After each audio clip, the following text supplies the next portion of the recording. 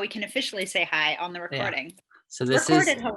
Celeste Mott, right? Is that how you say it? I don't want to say it wrong. Okay, good. No, Okay. you're right. All right. And you live in New Orleans. And I guess if you just want to share your story, I have some questions written down that I Great. could ask later, but I didn't know what you wanted to start with. Yeah, sure. Wow. Yeah, it's hard to know. It's funny, right? Because you approached me to chat a while ago at this point. Like I want to say probably a couple of months ago. Time is weird. Time is fake. Yeah, I think it was back in March or something. Yeah. Yeah, it was a little while ago. And I think at the time, you had seen my stuff on social media and you spoke to someone that I am like acquaintances with, and you were like, hey, this is what I'm about. Like, I'm just talking to all different people. And, I'd love to talk to you because, like, seems like you're doing a witch thing. And I think I messaged you back and I was like, oh, yeah. Ah, life's weird, and I and I was like, I can talk about that, but I'm not sure where I'm at with it. Mhm. And that is to some degree still the case. So it's kind of hard to sort of concisely sum up my story because it's so, like, I think I'm still so in the thick of it. Like I've been describing it like a goo phase, like when caterpillars become butterflies and they go into the cocoon and they Yeah. like totally liquefy and their body disintegrates and they're just like gunk for a while. I'm gunk. That's That's a the best way to put it. fun space to be, I guess. Yeah. Right. The To goo be phase. the goo phase. In fact, I'm probably going to start a podcast soon called the Goo Phase for this exact reason. Really? Yeah, that's That's the cool. plan. That's the plan. Yeah. But basically, so to be as kind of concise as I can with it, I have spent a long time in kind of new age occult spaces, on and off throughout the course of my life. That's been sort of something that I've woven in and out of in various different ways. For quite some time, I was a professional tarot card reader. That was my job, that was my career. And particularly over the course of the last couple of years, getting sort of deeper into certain parts of the occult community, I just started to have questions about how good that was for me personally. And I try to be really even handed with it because I am a really big believer, like it's a kind of core ethic that I have, not to kind of pass judgment on what's right for other people. Just because something isn't right for me does not mean it's going to be not right for somebody else. And that's really important to me to kind of make that concession. You have to be a little bit careful with it because then you start delving into moral relativism and that's a mess. So, nuance in all things. But for me, those communities started to become pretty toxic. And some of the practices that I was sort of not necessarily participating in, but witnessing other people participating in, I started to have some real questions about that ethically and morally. And it was just sort of not feeling right to me. And while all of this was going on, there was sort of there's this backdrop to my life where I was raised Christian, but sort of, did I lose you? Are we still No, good? I'm still Oh, here. good. Okay. Okay, Okay. okay. You were All so right. still. I was like, he's holding his post. You got to be careful with the Zoom, But Yeah. yeah. So I was raised Christian, but as I put it to a friend recently, like I was raised really like chill Christian. I grew up in Australia and England. I was born in England. I was there until I was 10, and then I spent the rest of my childhood and young adulthood in Australia. And the Christian base in those countries is just a little bit different than it is in America. It's not quite the same, or certainly it wasn't in like the 80s and the 90s. And so the Christianity that I grew up in was just very chill. It was very liberal. Very much it was like, be a good person, don't be Yeah. a dick. God's good with it. Yeah. And so, although I grew up in it and I had a very, very strong belief in God, like my whole life, really, I don't think that ever went away. The theology part and the doctrine part and the church part was never really a part of my life. So, kind of concurrent to all of this weirdness going on with my involvement in the occult community, I was starting to come back to Christianity in weird ways. Like it was just starting to kind of like poke its way into my life. These little threads of sort of different kind of aspects of Christianity, like initially Catholicism, because I live in an incredibly Catholic city. New Orleans is really Catholic. Yeah. I have a lot of Catholic family members. So that was initially kind of my entryway. And then I started to kind of look more into other kinds of Christianity, like certain facets and streams of Protestantism. And I started reading the Bible more and talking more to Christians and realizing like, this actually might be kind of more my vibe at this point in time, which I have to tell you, scared the shit out of me and continues to scare the shit out of me because Yeah, it's very that's hard. fair. It's hard. It's hard to go from one extreme to what is considered by a lot of people to be the other extreme. And I think there are a lot of assumptions made about what being Christian in America means. And a lot of those assumptions are not good, you know? Yeah. Yeah. So it's an adventure. That's the concise history. But I'm happy to talk about whatever. This interview with you is me kind of outing myself to everybody because I'm still a little bit under wraps with a lot of this stuff in Oh, my really? day-to-day. Well, I don't have Mhm. to post this if No, if you no, end up saying something I'm too personal or I don't know. no, I'm Okay. I'm ready. I'm amped. Yeah, yeah. Let's do Yeah, it. well, that's what interests me. And then when you said that actually interests me anymore because I'm a Christian as well, and I've been actually trying to find somebody in that's involved sort of in witchcraft in that area because I don't know much about it. So I just was curious to ask questions and then in the area I live in is very um probably the opposite of what you grew up in because it's very like there's so I don't know how many churches per square mile. It's crazy. And I can't almost I think in the town that I'm in, everybody would say they're Christian. Like if Yeah. I were to ask them. So it's just and it's very a lot of it's pretty traditional, not quite as much anymore, I guess. But yeah, so that's what kind of interests me. But what could I ask you what drew you to like Wicca in the first place? So I think I was having this conversation with a friend like last week, and it's a tough question to even answer because it was so long ago that I Mhm. first like fell down that rabbit hole. But I grew up, when I say grew up, I was like a preteen and a teenager in the 90s. And during the 90s, witchcraft, was kind of having a moment in the same way that it's kind of like having a moment now, Yeah. The Craft came out, that 90s horror movie that's about witches, and like witches were everywhere, and Sabrina the Teenage Witch was on TV kind of like it is now, but the 90s version. And it was just very present, this like idea of the witch, the idea of witchcraft. And I think it's pretty natural for little kids to be drawn to like magical stuff, right? Like Yeah. fantasy stuff, magical stuff. um and that was definitely the case with me from a very young age. I just loved all of that, like, mythological creatures, Yeah. dragons, witchcraft, all of that shit. And when I realized as a preteen that there were people in the world who like legitimately called themselves witches, and they were like legitimately witches and they were doing spells, I was like, get out of town, that's so cool. How how do I do that, like Yeah, that's yeah. dope. Let's do it. And so that was sort of the entry point, I think. And as you correctly said, Wicca was or is the kind of stream that I think a lot of people first access, because even if you're not raised super Christian, I think it's fair to say that a lot of people, certainly in the 90s, there was a lot of pushback against, like, no, you don't want to be a witch, like that's intense, like let's not do that. And then the counterpoint for Wicca is like, no, no, no, this isn't Satanism, like we're not worshiping the devil, like Wicca is an earth-based religion.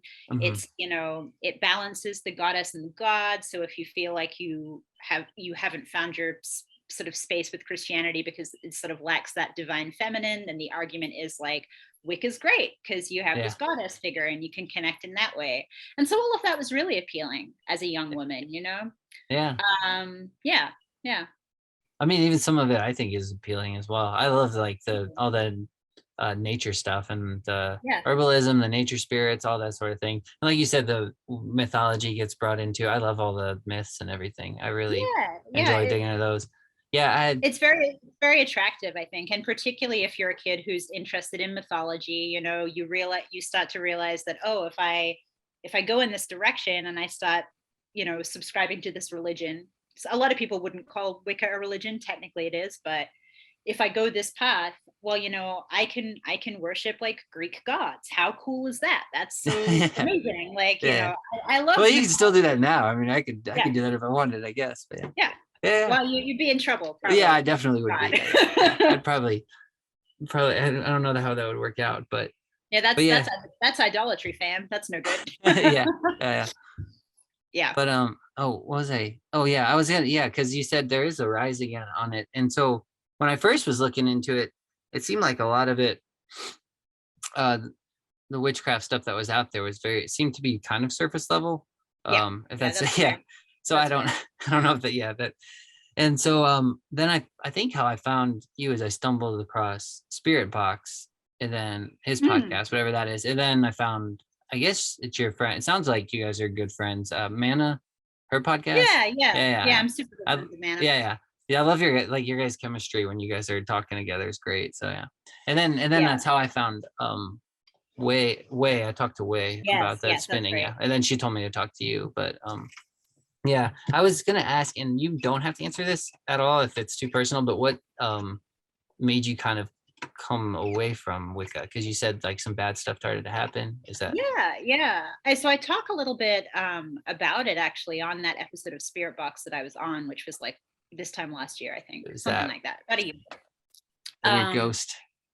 yeah. So I remember listening to that, and yeah, that's ah, sad. yeah.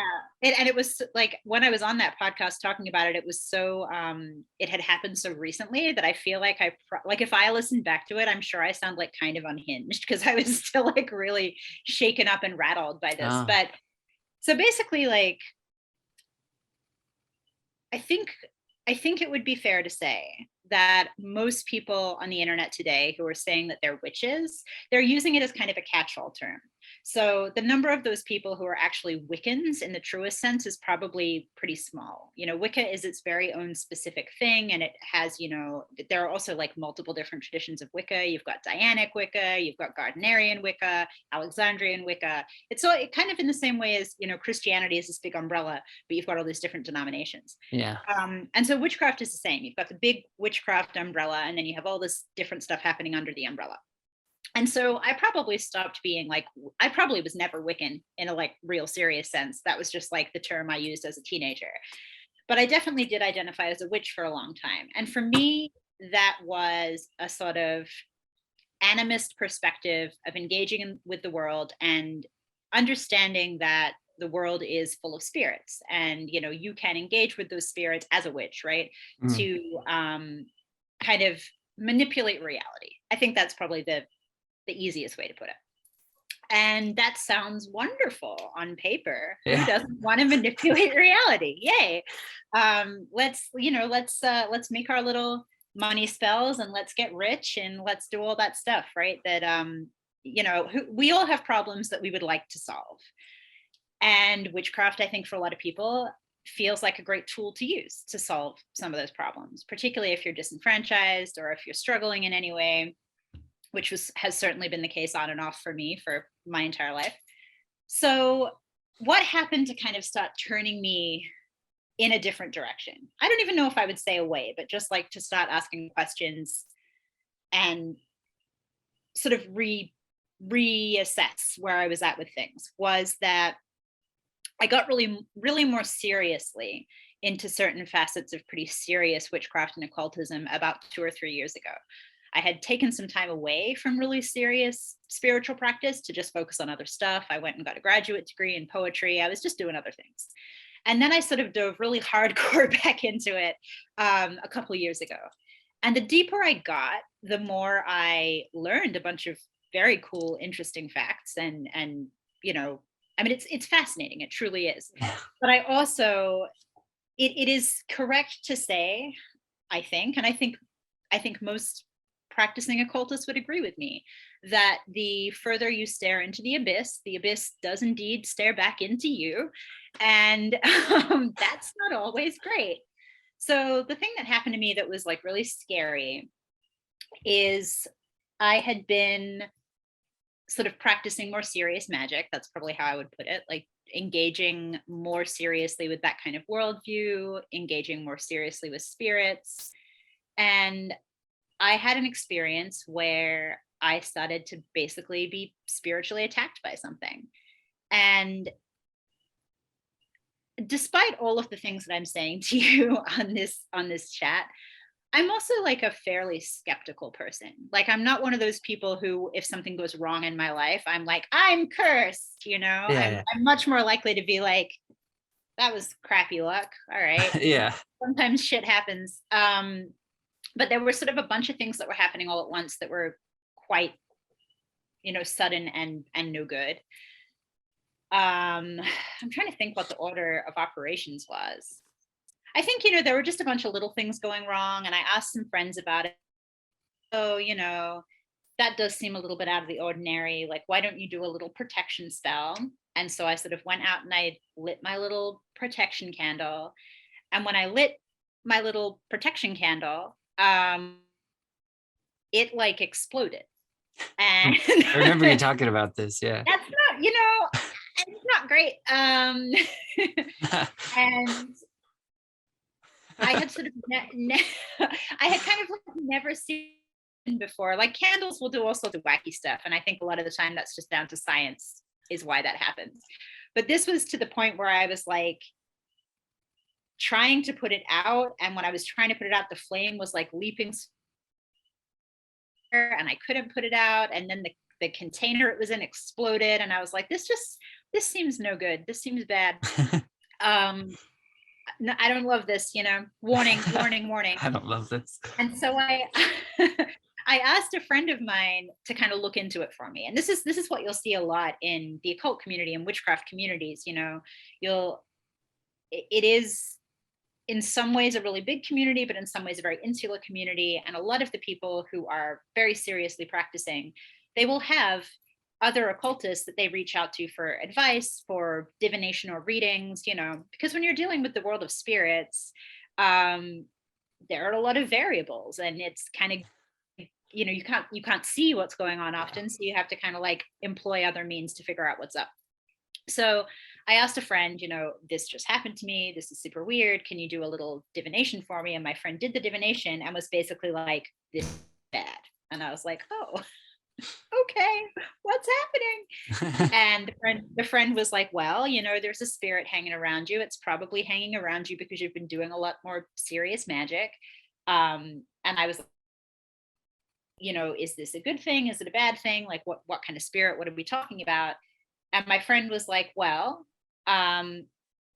it's not good. They were like, spirits often, you'll hear occultists a lot because we don't really deal in like the idea that things are obviously from God or they are demons. Like that is just not a worldview that occultists subscribe to. I was trying to explain this to someone the other day, because there's a lot of pushback, of course, against the Christian worldview, because people who practice witchcraft will say, well, not all spirits are demons, but in a Christian worldview, they are. It's not a value judgment. It's just like you're an angel or you're God or you're a dead human person or you're those are the options. You know?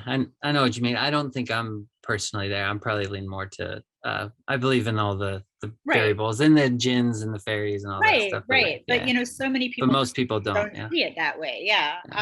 And so anyway, when I asked my friend like what this thing was, their answer was, look, I don't know what it is, but it's not, it doesn't have your best interests at heart, basically. It was like, it's hanging around you. It's not sort of striking, but it's just kind of circling the wagons, and it wants to basically take stuff from you. So, you could make a deal with it, but it's a really bad idea. They were like, you really need to just try and get rid of it.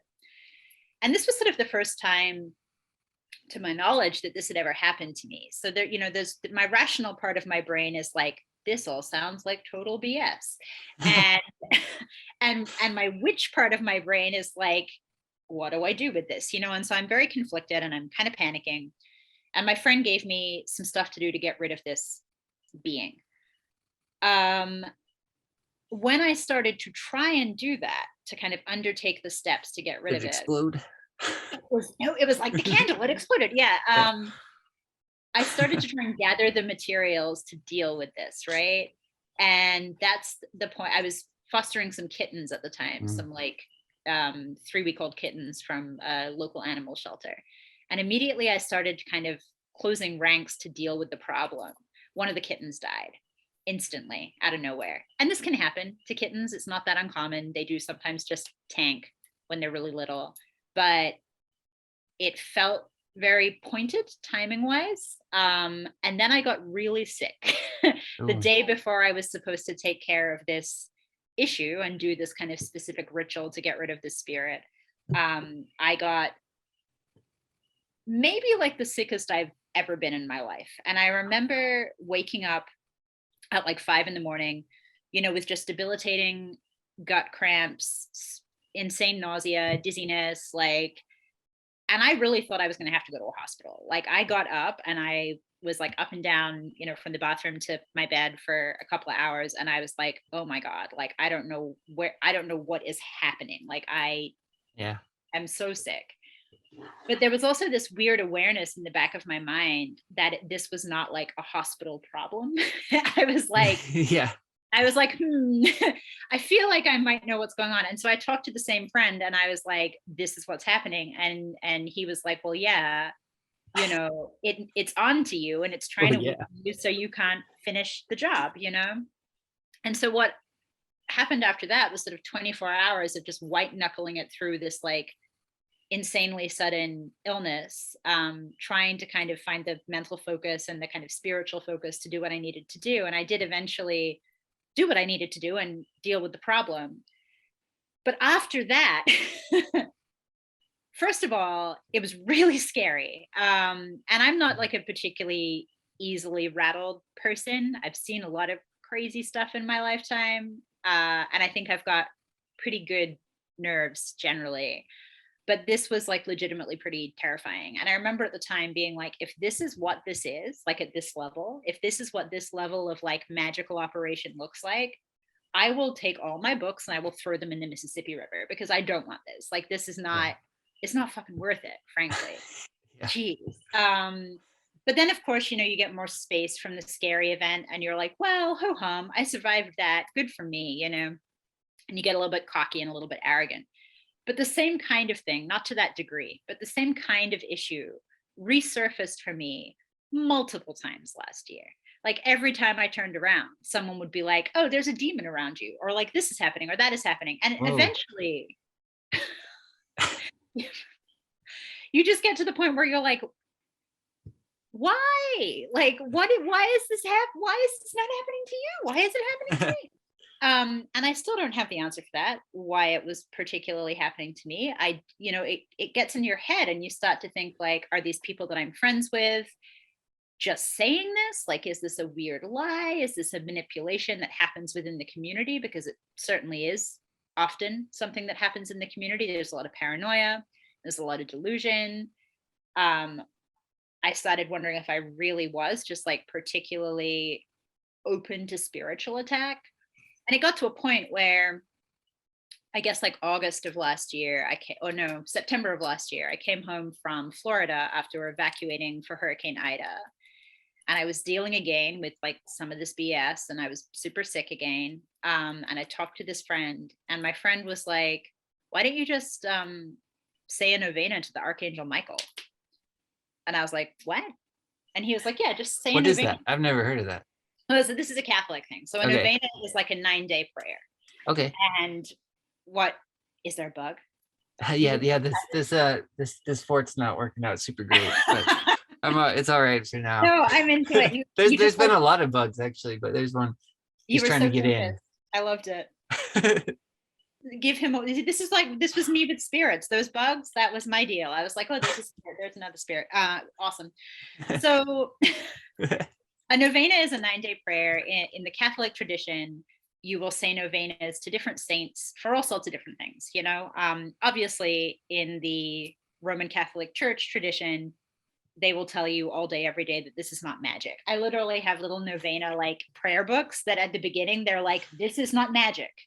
But it That's looks not like what's that. happening. Yeah, I'm like, yeah, sure. yeah, Nudge, yeah. nudge, wink, wink, Catholic Church. There's a reason the Protestants think you're all demon worshippers.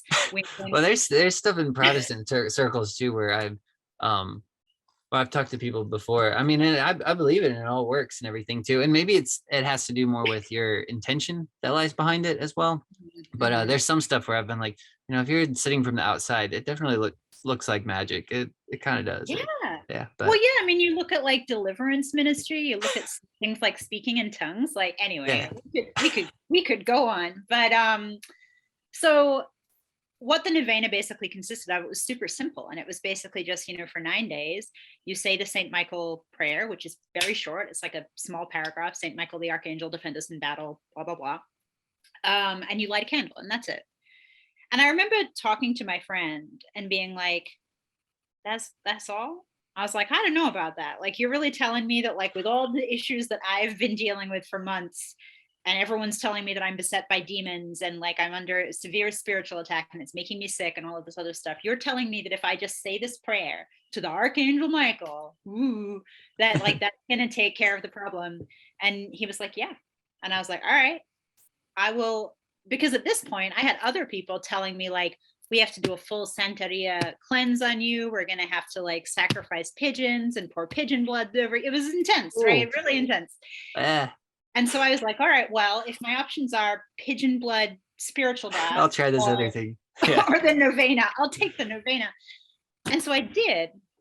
And I have to tell you that I was like pretty skeptical. First of all, like at that point in time, like I said, even though I like never stopped believing in God, it's not like I was really praying regularly. And so it felt to me like appealing to this like figure within the Christian church, basically. I was like, is this even going to work for me? Because why would it? Like, what does God, why would God listen to me at this point? Clearly, I'm an infernal abomination, Oh, clearly. no, That's how it felt. he got in. He did. How big is he? Is it a It's big not bug? too big. It's just a Is June bug. I don't know where Oh, it I is now love though. I love a June bug. They're good. They don't have any concept of personal space though. That is No, they don't. No, it's just a so. little one. He's just making a lot of noise. Oh But yeah, they'll do that. yeah, That's for sure. sorry, didn't mean to Oh interrupt. no, you're Yeah. fine. So I said this novena, and I remember like the first night that I said the prayer, I really was not expecting much to happen, and I felt a presence like more intensely than I really ever had, ever in any of the work I had ever done. And I was like, Wow. oh my God, I was like, something is here, Yeah.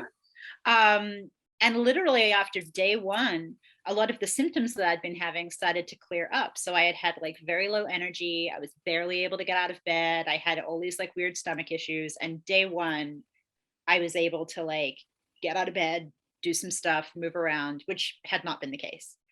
And I was like, holy cow, literally, something's working here. And so I persisted with the novena. And that was sort of the doorway to me, I think, to get back into examining Christianity. Somebody that I was talking to last week, a friend of mine from the internet, who is an evangelical Christian, said to me very, very wisely the other day, he was like, so do you think that Catholicism is kind of like your bridge from witchcraft into like maybe another kind of Christianity? And I was like, yes, I would say that is probably the case. Yeah. So I don't know, what's going to happen or where I'm going to end up, but it was proof to me that something very real was happening there. And something very protective. And clearly I am a person that needs a bunch of protection. So Yeah, we I'll all do. take it, right? Yeah. Yeah. I have kind of a similar experience with I've always been a Christian my whole life, basically, or I would have said that, but I think about 5 years ago now, maybe I came back to Christianity a lot more, and I kind of had a similar thing where I had a chronic, I don't know what else you call it, this pain that would just come and go. And looking back now, I think I don't know what else to call it besides some type of spirit, but it was kind of the same thing. And then it led me into really, I didn't pray novena. I didn't even know about that, but I basically came started seeking God, and then Yeah. he healed me of it. And I don't, because I went to hospitals for 9 years, I think, and Damn, dude. and they then could never tell me what was wrong, and it was kind of Yeah. one of those things. Yeah. So Yep. yeah, Yep. Yep. Wow, that's yeah, totally wild. I had no idea you'd had that experience. That's so cool. I love yeah, it. I yeah. mean, it's not cool that you were in pain. That's Oh very no, no, uncool, yeah, and but it's. I was actually thinking about that today too, because I was you mentioned earlier how in Christianity it's either like angels or demons type thing. And now looking back on it, I'm like, it was kind of both at the same time. Like whatever spirit that was, I could kind of call it both. If even if I wanted to just narrow it down to those two categories, I'm like, it was probably a demon to my flesh, but overall to my spirit, it was probably an angel, because it's kind of what wow, yeah. like redirected me, in a way. That's wow, So that's such a cool way to look at it too. That's yeah, really I'm cool. Yeah. extremely thankful for it in the long run, because I just was uh I just got cynical, it was just a bad downward roll, and I was just getting more and more cynical towards people and bitter. And I was like, yeah, Mhm. it was not a good way to go. Yeah. It's never a good way to go. Seems And like you know what? everything's kind of pride and humility boils down to those two things. Yeah. Totally. And I But think I think for me, it was sort of something of the same kind of feeling, honestly. I don't know that I would say I was necessarily getting kind of cynical, but I think that the parts of the I don't even know if you would call it like the occult community, the spiritual community, the new age community, whatever, but the parts of those communities I was moving in, just the people I was surrounding myself with, oftentimes the things I was absorbing were not particularly uplifting. And I wasn't like seeing people who were flourishing and happy with their lives and like doing really well. yeah. There was a lot of negativity. There was a lot of paranoia, like an insane amount of paranoia. Can Um, imagine oh my, she I mean, getting attacked by yeah. for good reason, but I was just like, wow, like maybe there's another way to interact with the world Mhm. that is more protective and uplifting and affirming. Mm. Yeah, I don't know. That's a tough one. Yeah, it's weird. I think in the past, I don't know if I picked this up when I was younger, but I had this mentality that the church was very closed off and very closed minded and very like they wouldn't be uplifting. They'd see you on the outside and cast you out even further type thing. But from my experience, especially coming back the past few years, I don't know if something just shifted and it changed, but I think it just seems like in the experience they're the most loving, open, accepting people I've been around. So I mean, I I don't love know. that. Can I Yeah. ask, I think I might have asked you this in private, I can't remember, but what denomination are you Oh, part of? I don't know. See, I grew up and they always called it non-denominational, but then it basically just became its own thing. Mm, So I started, it was basically the church I went to kind of was a branch off of um, Rhema Bible College, which was kind of founded the Word of Faith movement, which has mm, a lot of bad connotation now with like the mhm, televangelist preachers. It's kind of mm, the health, wealth, and prosperity gospel is what people like right. to call it. Yeah, yeah.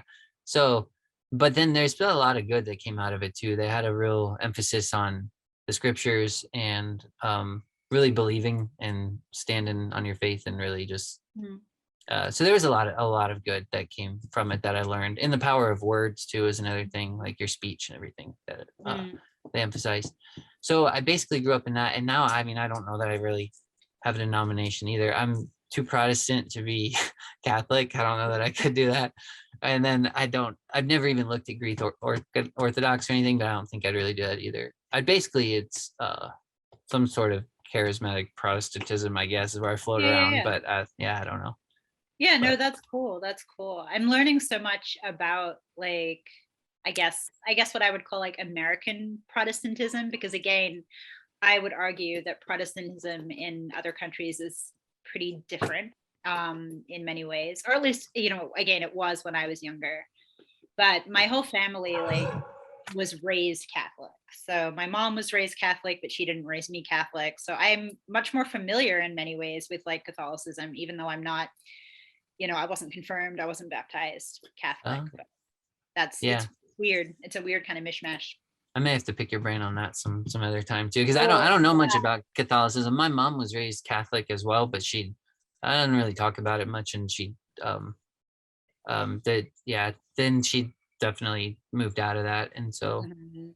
but I think it's kind of the same thing. It seems to me like the different denominations I've been around, anyone that someone grew up in, they kind of, I think because you get to see all the secrets and the little hidden things that you kind of are, you notice the bad parts of it, but they all seem to have their good things here and there, Yeah, from what I can tell. But I I, think that's totally true, and I think, I think most people, well, maybe I'm speaking out of turn because I haven't been in a lot of Protestant communities, but I think it's pretty normal for people to go through a period of time where they're questioning, like, is this specific thing that I grew up in what I want to keep doing or do it, and I think that's the process, right? That's your like 40 days in the yeah, desert. You got to go off and do your thing and like well, grapple with stuff and figure out where you sit, and then choose it for yourself. I think that's a big thing that I'm learning about just spirituality generally. It's so important to like choose for yourself what yeah, you're doing. yeah. I like that comparison. Your 40 days in the desert too. That's good. I'm brushing up on my Bible Yeah, story. yeah. That book. I mean, I've been reading it for 5 years now, just digging into it, and it's still just unending depths and mysteries you can get into. It's Oh, crazy. absolutely. Yeah. Yep. So I had another question. This is totally different topic, but I'm Yeah, really yeah. curious about this. Have you befriended a crow yet? Oh man, I'm trying so hard. I don't know what it is, but I have a theory that this year, for some reason, the crow population in New Orleans appears to have really like exploded. There just seem to be way more of them than there were. And I don't Yeah. know if that's just like bias, like I'm noticing it more, but they're everywhere. Um, so I decided, to try to befriend them. I see people on TikTok all the time and they have crows that like, come and sit on their arms. And I'm like, I Yeah. want that. I want That'd be that cool. life. Yeah. Okay.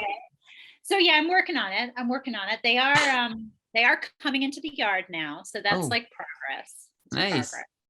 We're getting That, there. yeah, that's cool. I just had a friend tell me about that, like I think right before I contacted you or something, and I had never heard of it before. And then I was like, oh, she's trying to do it already. But I also he told me that they have funerals, and I didn't know that. Yeah. They're Like, yeah, really smart, really social animals. Like something that I've learned is that if you make direct eye contact with them, they will fly away. Like it doesn't even matter. Like, I mean, I guess until you really like oh forge shit, that bond.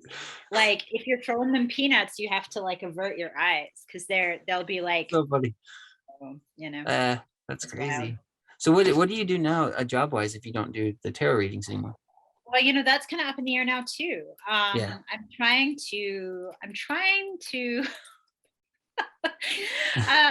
to figure out a way to continue to help people. And because this is the thing, right? And this is the thing I think a lot of maybe people who were raised very Christian don't understand, or perhaps don't want to understand.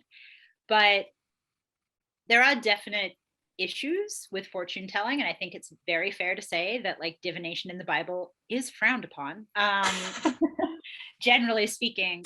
But it is, people do find it very helpful, and I think they find it very helpful because sometimes people just straight up don't want to talk to a therapist. That has its own kind of connotation, and people can be resistant to that process.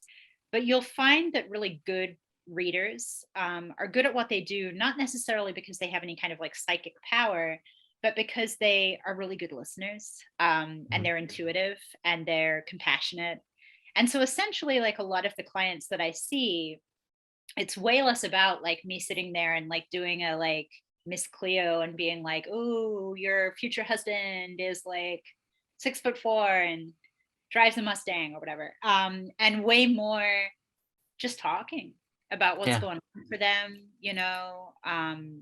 strategizing ways that like issues they're having can be resolved, giving them some feedback about stuff that might not be clear to them. So I'm trying to figure out a way that I can continue to do that work, which I am really good at, and that people seem to find value in, but while de-emphasizing or removing the more like esoteric aspect.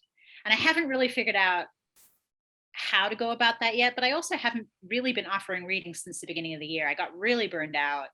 It Mhm. does take again a spiritual toll and an energetic toll. It's hard work. Yeah. And yeah, so I don't know what's going to happen there. For a while I was like, maybe I'll go back to like just doing a different kind of job. I've done all sorts of different jobs over the course of my life, and I was like, maybe I'll go back to tutoring or like whatever, or like go back to working in retail. But I still have a chronic illness, so it's really hard for me to work a 40-hour week outside of the Oh, house. wow. hmm So what's your chronic illness, if you don't mind I me have asking? a condition called Ehlers-Danlos syndrome, which impacts the collagen in your body. It basically makes your collagen, like noodles, doesn't work properly. And collagen is all over your body. So basically, that creates a lot of wear and tear on your joints. It creates a lot of wear and tear on your muscles. It F's with your GI system. It's just sort of a lot It's of chronic painful. pain. Yeah, it's painful. It's Yeah. painful. It can kind of like, you can have a good day and then it can blindside you out of nowhere. So what I'm dealing with right now that's really disruptive is I'm getting a lot of dizzy spells, a lot of like fatigue that just totally wipes me out of nowhere, a lot of GI pain. And so all that stuff makes it a little bit hard to like go to an office and do office things for 8 hours a Yeah, day. yeah, Yeah. yeah. So it's all a process. But I Wow. was talking to a Christian friend of mine about this the other day, and she was like, well, God will figure out something. And I was like, that it is comforting, but also I have a $500 electricity bill. So Yeah, not to rush God, but if he could figure it out sooner rather than later, that would be chill. yeah. But would you like, so if you could have your choice, you would probably like to do some type of spirit healing or something like that? I mean, yeah, something along those lines, right? Like, Yeah, I really resent, I don't, resent is the wrong word. I really don't like the term like life coach, just because I think it's yeah, cheesy, you know? yeah. You can visually picture who a life coach would be, and what the Yeah, picture is not what I want to be. So, yeah. but I think that that would be kind of like the closest thing if we were to rip out the metaphysical parts of what I do. Like that's Yeah. probably the best Well, term for it. why would you rip out the metaphysical parts just because it's frowned upon by the church, or does it? Because I mean, you wouldn't. From what it sounds like a Christian to me. I mean, it doesn't sound like you're calling on spirits here and there to No, come. Yeah, yeah. no, I mean, absolutely not. I'm like, spirits, please go away. You're Like, there's just too many of you. yeah, Get you're just out of picking up here. on the person you're engaging with. You're just picking up on Right, their spirit and engaging right. with their spirit. Yeah. Yeah, I mean, that's something that I'm still sort of teasing out and figuring out too. Because Hmm. I, I don't have a great knowledge of the Bible. I actually did study comparative religion in undergrad, but it was so long ago now and so like scattered that Yeah. anything that I might have retained is kind of gone. So I'm just in the process, of talking to a lot of different people about what they think about it, because I know again the Bible, depending on what denomination you belong to and what theology you believe in, like it very different interpretations of the same Uh-huh. scriptural passages. Yeah, But yeah.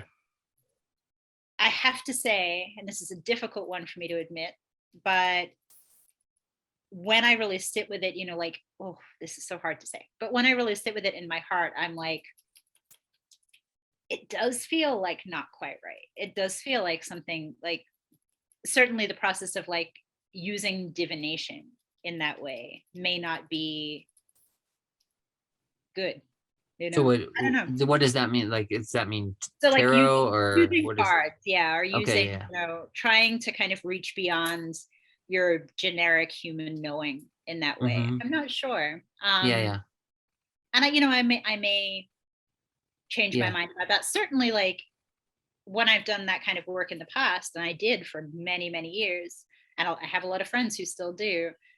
Like, I don't think most people are doing it in a way that's like, we're not all like drawing our little pentagrams on the floor and lighting candles and being like, Satan, help us, like, read the yeah, future.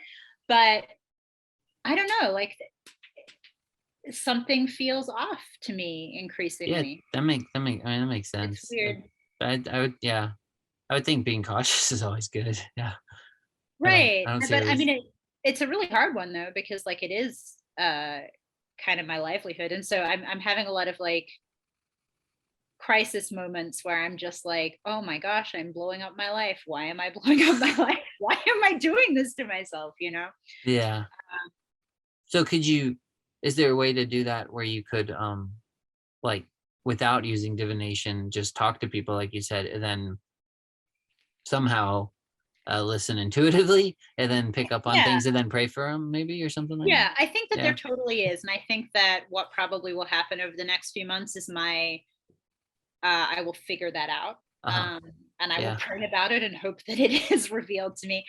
But it's tricky too, because like part of the reason that I have done, and when I say I've done well, I'm not a millionaire. I'm living in a house with a roof that's caving in, so I'm doing fine. But but part of the reason that I've been able to sort of do that as my only job for so long, I think, is because witchcraft was having a moment, and if you brand yourself in a certain way, and if you use Yeah. those search terms, a lot of people are very interested. A lot of people are very attracted to that kind of thing. I think I do worry a little bit that removing that aspect of the business, people will just be like, well, okay, why would I pay you that much money to listen to my problems? I just go see a therapist. I'm like, well, true, you could. Yeah. Yeah. So it's a tough one, but Hmm.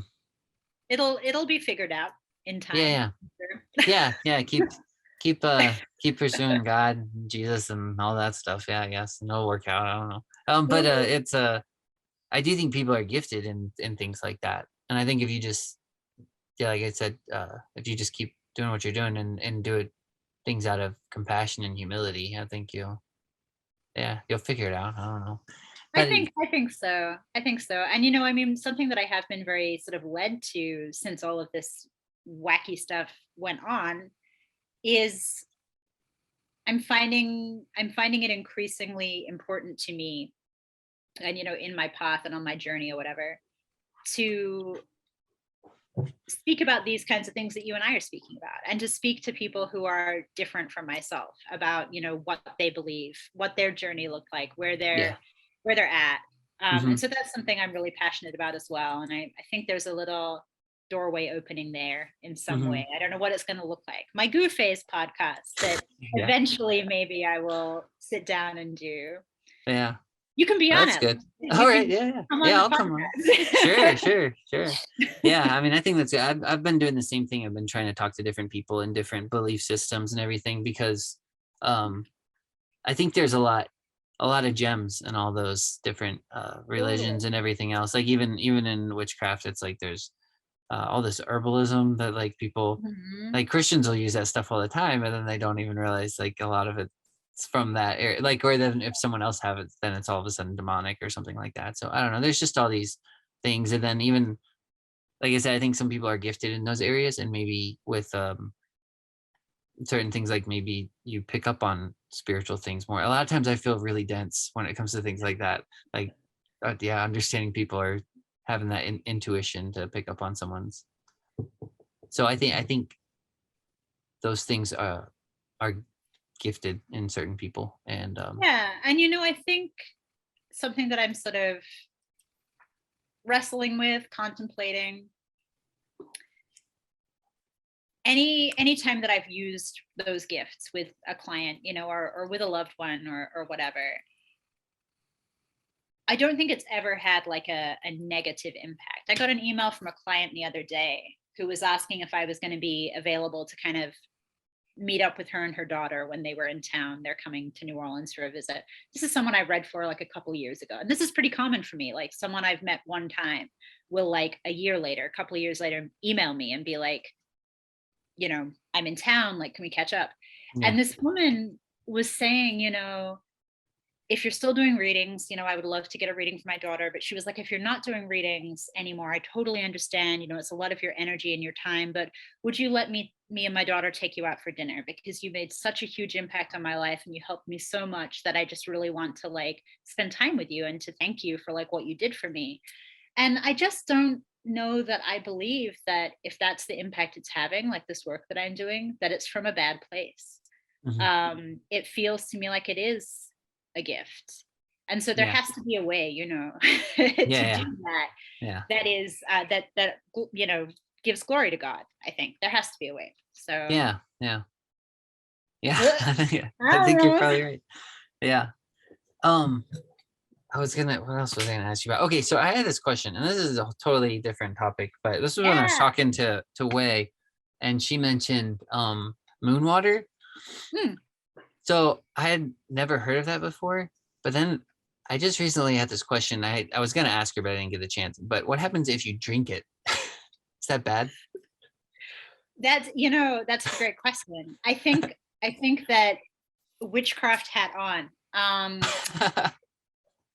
So a few things here, and I don't know if Wade talked to you about this or not, but like I feel like moon water as a phenomena was not as big of a thing until TikTok came along. Like Oh, TikTok, really? Okay. TikTok came along, and suddenly all these like teenagers and little baby witches are like running around putting their moon water out. Bless them. And so it's kind of a phenomenon now. Like it's a huge deal. I Yeah. would say number one, if you're going to drink your moon water, make sure that you're using filtered water and not, water from some other source, because that's your number one science reason that it might be a bad idea. Don't scoop water out of the swamp and drink it for any reason. It's bad Oh, plan. fine. Oh no. That's how you die. But the witchy answer to that would probably be, if you're going to drink moon water, your filtered moon water from your beautiful artisanal spring water that Yeah. you bought in a Do you bottle. get magical powers? Well, if it's under the correct astrological Oh, occurrence, that's too maybe. complicated for me. It's very complicated. So, this is the thing, and this is what a lot of it's so dependent on who you talk to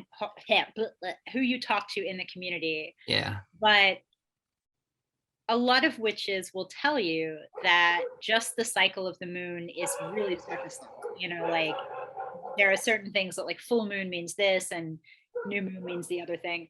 But it also matters, according to a lot of people, what else is going on in the stars. So Mm. if you're making moon water during an eclipse, for example, or because we're coming up on an eclipse soon. Yeah. If you're doing that, or if you're doing it when one of the really malevolent fixed stars, like Algol, the fixed star Algol, which is like the most malefic fixed star, the worst one. If you're making moon water under that and you're putting it inside your body, it's probably a bad plan. Yeah. Wait for good stuff, benevolent stuff. Okay. There Yeah. you go. That's the So lengthy answer. so probably don't try that. Probably just don't. Yeah. Probably just don't. Just drink normal water.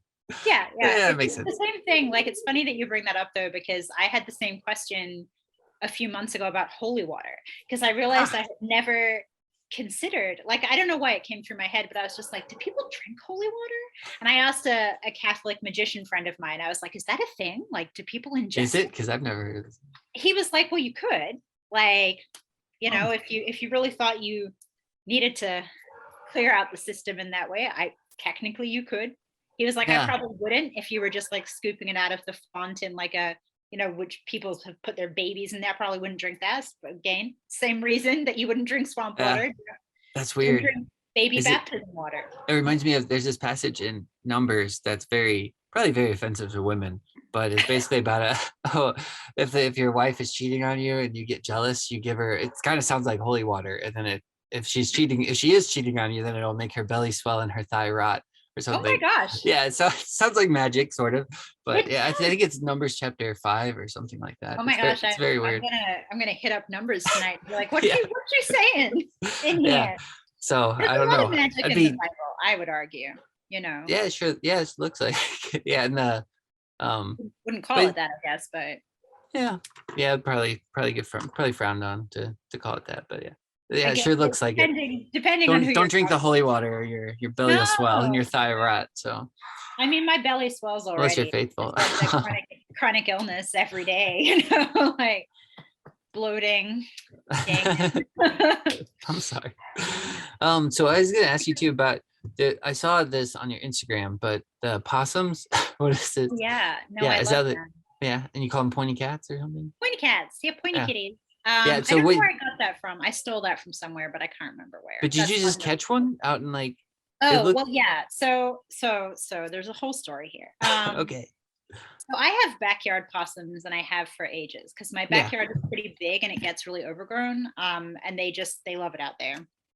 So I've been feeding like my backyard possums for a long time. And so there's like a whole highlight on my Instagram that's just called Possum Watch. And it's just like opossums coming Yeah. onto the porch and eating food.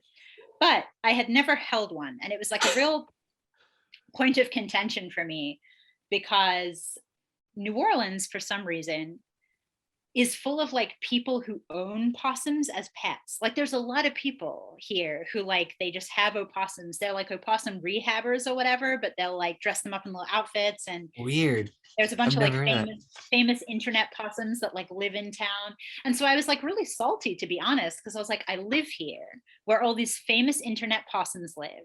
There are possums in my backyard. Why have I never held a possum? This is so frustrating. I'm angry about it, you know? And Yeah. so then through like total weirdness that is long and boring to get into, but through total weirdness, I made friends with TikTok sensation David Oren, who is like an evangelical Christian who catches snakes in the wild for a living. Like that's his deal. Does he do And this spiritually? Is he a no, snake him? Okay. I was like, and that's the question, you know, always. But like there's a separation between those two things, but oh they're man. concurrent interests.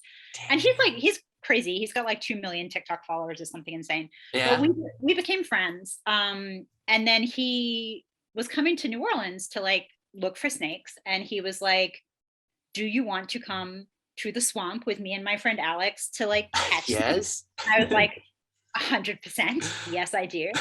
And so we're cruising around the swamp in the middle of the night, you know, looking for snakes and not really finding any particularly, to be honest. But we did find an opossum, and they're having a conversation about it. And they're both like, should we catch the opossum? I don't know. Like, is it worth it? And I was like, no, please, 100% catch the, like, you don't even understand how important this is to me right now. And so, yeah, they did. David caught the possum and he was like, do you want to hold the possum? And I was like, this is the greatest moment of my life. Yes, I want to hold this possum. And I did. And it was the greatest moment of my life. Really? Wow. Amazing. Yeah. Yeah. Just a perfect fusion of So all how the did they catch it exactly? literally just jumped at it and grabbed it. Really? I mean, I wouldn't know you could do that. opossums are pretty chill, you know, like Yeah. it's really when you grab them, typically they just play dead, you know, even if Is you kind of approach it quickly, it typically just like it plays possum, it pretends to be dead. So yeah, when I had my dogs, they did that. They'd run up on them and they just fall over. yeah, And I yeah, walked exactly. up and I'd push it with my foot, and I was like, "Oh, it's still alive." Right. Yeah, it This just one actually was Did like the, surprisingly spicy. Like it didn't really pass out. It was still like wriggling around, and I was like, yeah, whoa, it looked okay. pretty lively in your hands and the pictures. I was like, "What?" Yeah, but it Yeah, didn't try his to like bite you or anything. you know, it kind of seemed like it might have tried to bite us, but like you Yeah. scruff it and it can't get you, you know. So it Okay, was yeah. fine. It That's was great. cool. It's the pictures of me are not good, but I want to get it framed anyway. It's amazing. Yeah, yeah. Oh, best night of my life. That's cool. Yeah, I heard they actually my cousin Lily had some friends that had these baby possums that they found or whatever, and she said that they would actually hang on their tails upside down like they do in the Yeah. cartoon Bambi, and I was like, they actually do that. Yeah, Yeah, because they it's got pretty the cool. prehensile tail, so it can support their whole body weight. That's actually how this possum was caught initially, is you can just grab the tail, which it kind of like looks cruel a little bit because you're holding like giant possum by its tail. But you know, they're built for that, so Yeah, yeah, they don't care. They don't care. that's cool. They're all over the place here too. Yeah, Yeah, I but love them. I think they're amazing. I had a really old one, pretty like old and decrepit, who was living on my porch for a while. I called her Francine. Francine was great, you know. Francine went a yeah. little bit viral on the internet briefly. Was That's great. funny. That's great. That's funny. I was gonna ask you this, kind of going back to what we were talking about, like the types of Christianity. What are you looking at? Like different, do you know just everything, or because you said you're not necessarily sure whether you go to Catholicism. I didn't know if there was any Yeah, of I those mean, you were like, thinking of.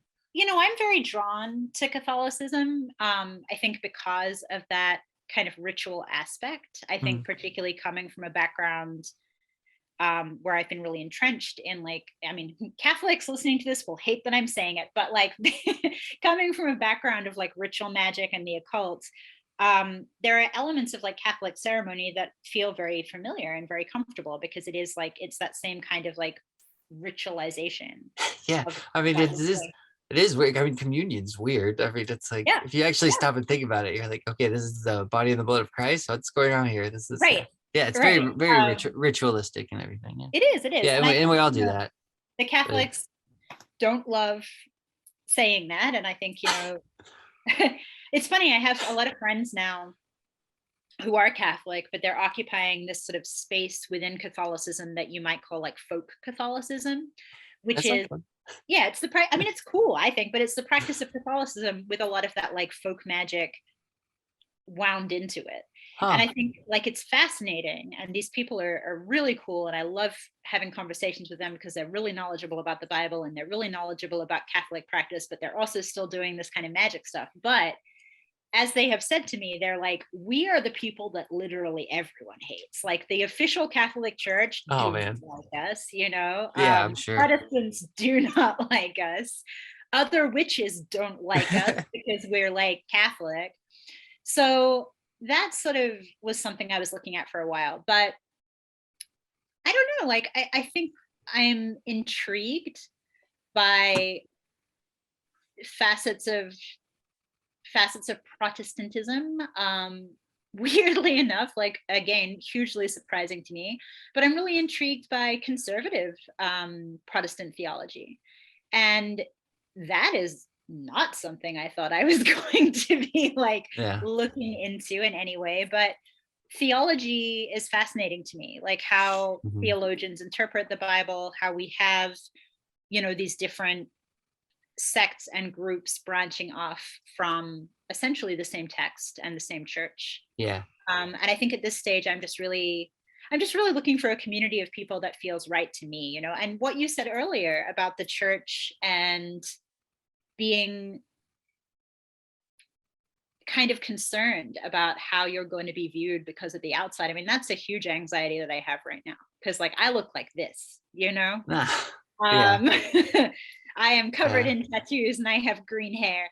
And so there's a lot of anxiety about walking into a church, particularly with people who maybe have never branched out from, you know, Christianity and being Yeah. like, hey, what's up? Like I'm a Yeah. former alcoholic occultist. Yeah. It's all right. I used to be Gothic in high school, so it You know. it wasn't super popular in church either. Go to youth group and you're Yeah. like, yeah, Yeah, they're like, who's this kid? What's yeah. happening here? Why does he have skulls in his shirt? This is yeah. Right, right. Yeah, This yeah. is not of the I know Lord. I know what you mean. Yeah. So yeah, I don't know, but I think, when I find a community of people, that will really perhaps be the deciding factor for me. But Hmm. I think the other deciding factor is like what feels most true to me and Yeah. what seems to track with, I don't know. I think like I think you can't I'm trying so hard to like articulate this without like putting my foot in it massively. But something that I have realized to be true over time is that I think you can't really rewrite the Bible to suit you, right? Like that's definitely something that Yeah. I think is a struggle point because that is the text, that is the framework, and yes, it's a Yeah. constructed text, and yes, there were books that were left out of the Bible, and yes, that's true. But I am starting to really vibe with the idea that it is nevertheless like a living text in the same way as a lot of witches and magicians would say, like, you get a grimoire, like a book of spells, and there's a spirit that comes through the text. I Hmm. mean, that's the Bible, right? The Holy Yeah. Spirit is moving through the text. So I'm reading it with a view to trying to figure out what denomination seems to have the clearest and truest interpretation of that text. Oh yeah. And that's a thing that I think will come in time. I don't even know the I don't answer to that know. one. Yeah. Don't ask me. I'm like the church I go to. I mean, if I sat down with them and we talked theology, there's probably a lot of things we wouldn't necessarily agree on. But then at the same time, the reason I go there is just because they're just they're like family now. I mean, Yeah. they'd do anything for you. And so even if we don't agree on all the theological beliefs, I think the core beliefs are always there, and the foundation of love is there that it really doesn't matter in the long That's run. Yeah. that's wonderful, and I mean, that's kind of the kind of community I'm looking for as well, because it's important to me to be surrounded by people who maybe do have different opinions from you, who can like Yeah. discuss things with you and challenge your own thinking. I mean, I have biases. I have Yeah. like Yeah. shitty biases that I need to Yeah. examine and Me and work through. my friend Mitch is like that. Like we're good friends now, but we disagree on certain things, and it's almost like Mhm. extremely fun to argue with him sometimes. Yeah, We're at my friend's wedding, and we were arguing about something with the Trinity. That was just something trivial, you know. yeah, yeah, And I yeah. was trying to use a flower in his example as an example, and then like we did something, and I moved the flower, and it went over the candle, and it lit the flowers on fire. And I was like, "Oh man, this is a sign right here. We got to shut up." You're like, I gotta Yeah, stop. That was yeah, not a yeah. great But it's analogy. yeah, it's kind of fun. Like you said, I kind of like when there's a difference of opinion, because it can get so I can get so sided, you know, and I can like Absolutely, yeah. start seeing with just my vision, and people, everybody in the church and all the different denominations, I feel like are kind of like different, have their own different set of eyes, and they can see different things and pick up on different Absolutely. things. And I Yeah. think, that's perhaps what an ideal community looks like, not Mhm. a monolith of people all like myopically believing and saying the exact same thing, but people who are going to check you. I mean, that's what it's like in the Bible, right? When you look at like Paul writing to the Corinthians or whatever, or like, Yeah. it's very much like, you guys are doing this thing. Maybe we don't do that thing, like, let me challenge you on that. Yeah. Yeah. Not that I'm necessarily a giant like stan for Paul. I got some questions about Paul, but Yeah, I have three sisters. I don't have any brothers, and two of my sisters. It was a while back, and they were like, they said, what did they say, that Paul seems very misogynistic or something like that, and I was like, yeah, if you take some of those, yeah, that's fair, fair critique, I guess. But I I don't know. mean, Some product people of his would time. completely argue with me on that though, and be like, no, you can't say that. But I'm like, well, I don't know. He tells women to be quiet in church, so I don't know what you do with that one. But I mean, granted, I guess we it's should all fun. be quiet in church, perhaps, Yeah, yeah, depending on what kind of yeah, church it is. But yeah, yeah. I mean, and this is the thing, right? But this is like increasingly the kind of discussion that I want to have with people. Is I don't, I'm not interested in like sidelining everything about my human lived experience and like my ideas and my ethics and my morals, but I want to be able to talk to people um, through a biblical lens about this stuff, because I think yeah, it's not as black and white as the media would often have us believe. When I started reading the Bible again, a lot of my friends were like, "We're worried about you. Are you going to join a cult?" Like that was very much the attitude. yeah, And I think that's because there is a very loud minority of people in this country who are, yeah, taking what is essentially a very beautiful, loving religion and distorting it. yeah, yeah. And I that's true agree. of every fucking religion Yeah, and it spiritual really group. is. Yeah. So there's always a minority of buttheads who are just like ruining it for everybody. Yeah. Yeah, it is. I mean, it is. Yeah, and it's a beautiful text, like you said too. It's just even in what Paul says, it's like some of the most crazy, Yeah, incredibly like philosophical, theological. Just, I mean, it's, and it'll just compact it, and it's hard to, you can just keep reading it over and over. It's intense, but and then totally. the whole. I mean, I one of those people that probably reads the Old Testament more than the New.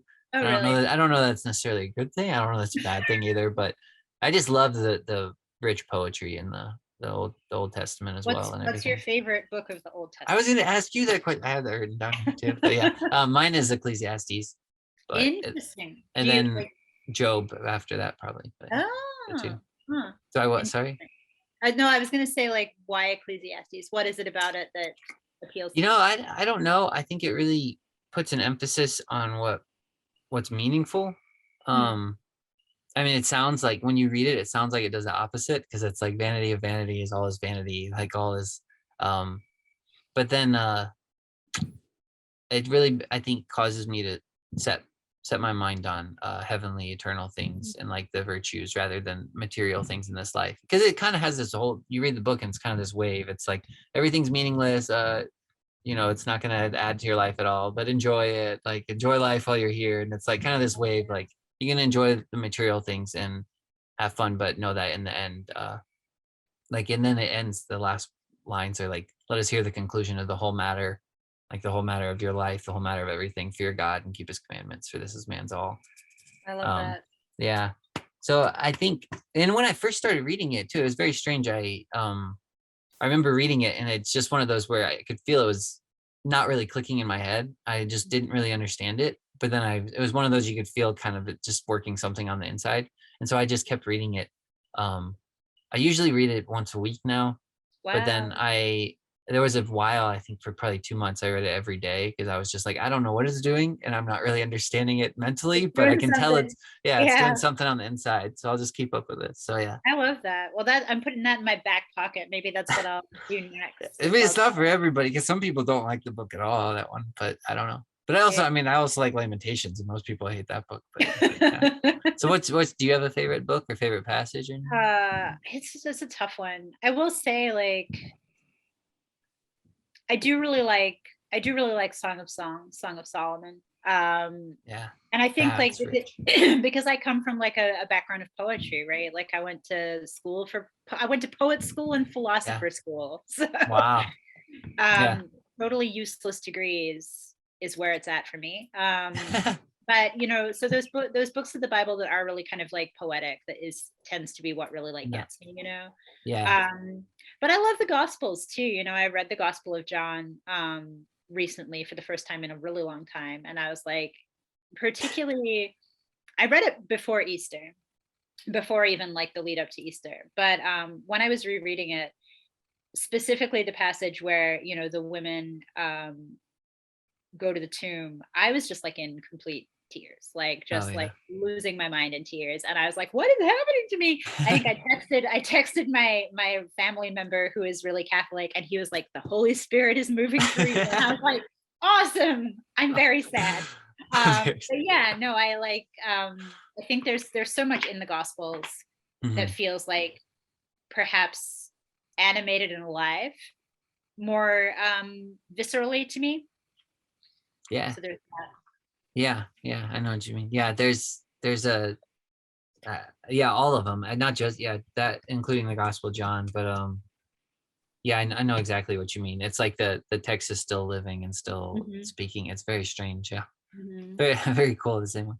Yeah. Yep. I think the part that would makes me cry more is the when she breaks the oil on his feet. I don't know why that Mm, one always gets to me too.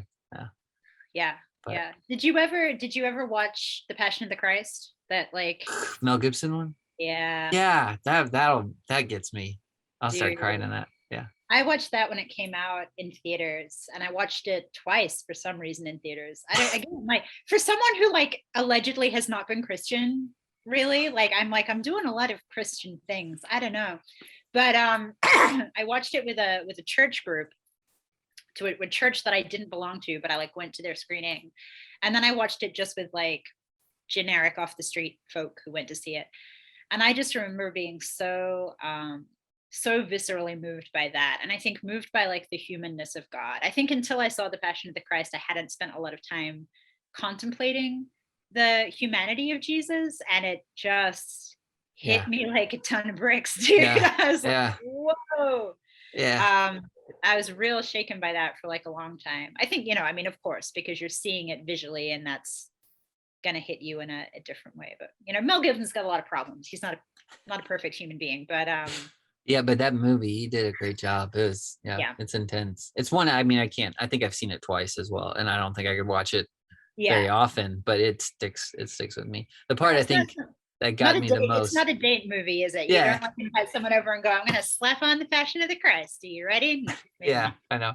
I don't even do it once a year for like, I know some no. people do that for like Easter, and I'm like, I don't think I can, but Mhm. I cut you yeah. off there. What you were saying? What part got you? I think. Oh no, the part that I think when I saw it first in theaters, and it was with like a bunch of high school friends because we went like because I went to first year of high school I went to a public school, then I got put in a Christian school because I was Gothic. So so it was the Did Christian it cure like you? Did it cure you of your gothic? yeah, well look at me There you now. I'm wearing go. camo.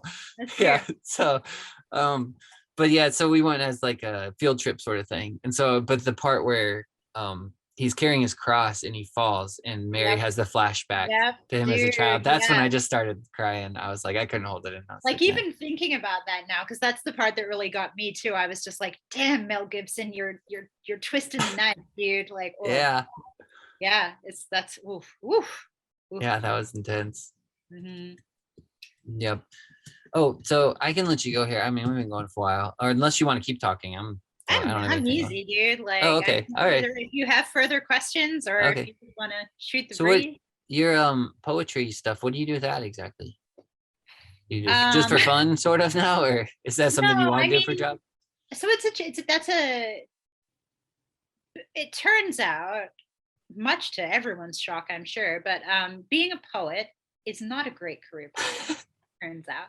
Um, if you're gonna like do things with poetry, particularly in this country, you kind of have two choices, and it's either you're so phenomenally good and well connected that you become poet laureate and win a bunch of like high tier prizes and somehow become a millionaire that way, which is unlikely, or you go become an English teacher. And that's really what most working poets in this country will do. They write their books, they publish their poems, but they're also usually teaching in, a master's program or something like that.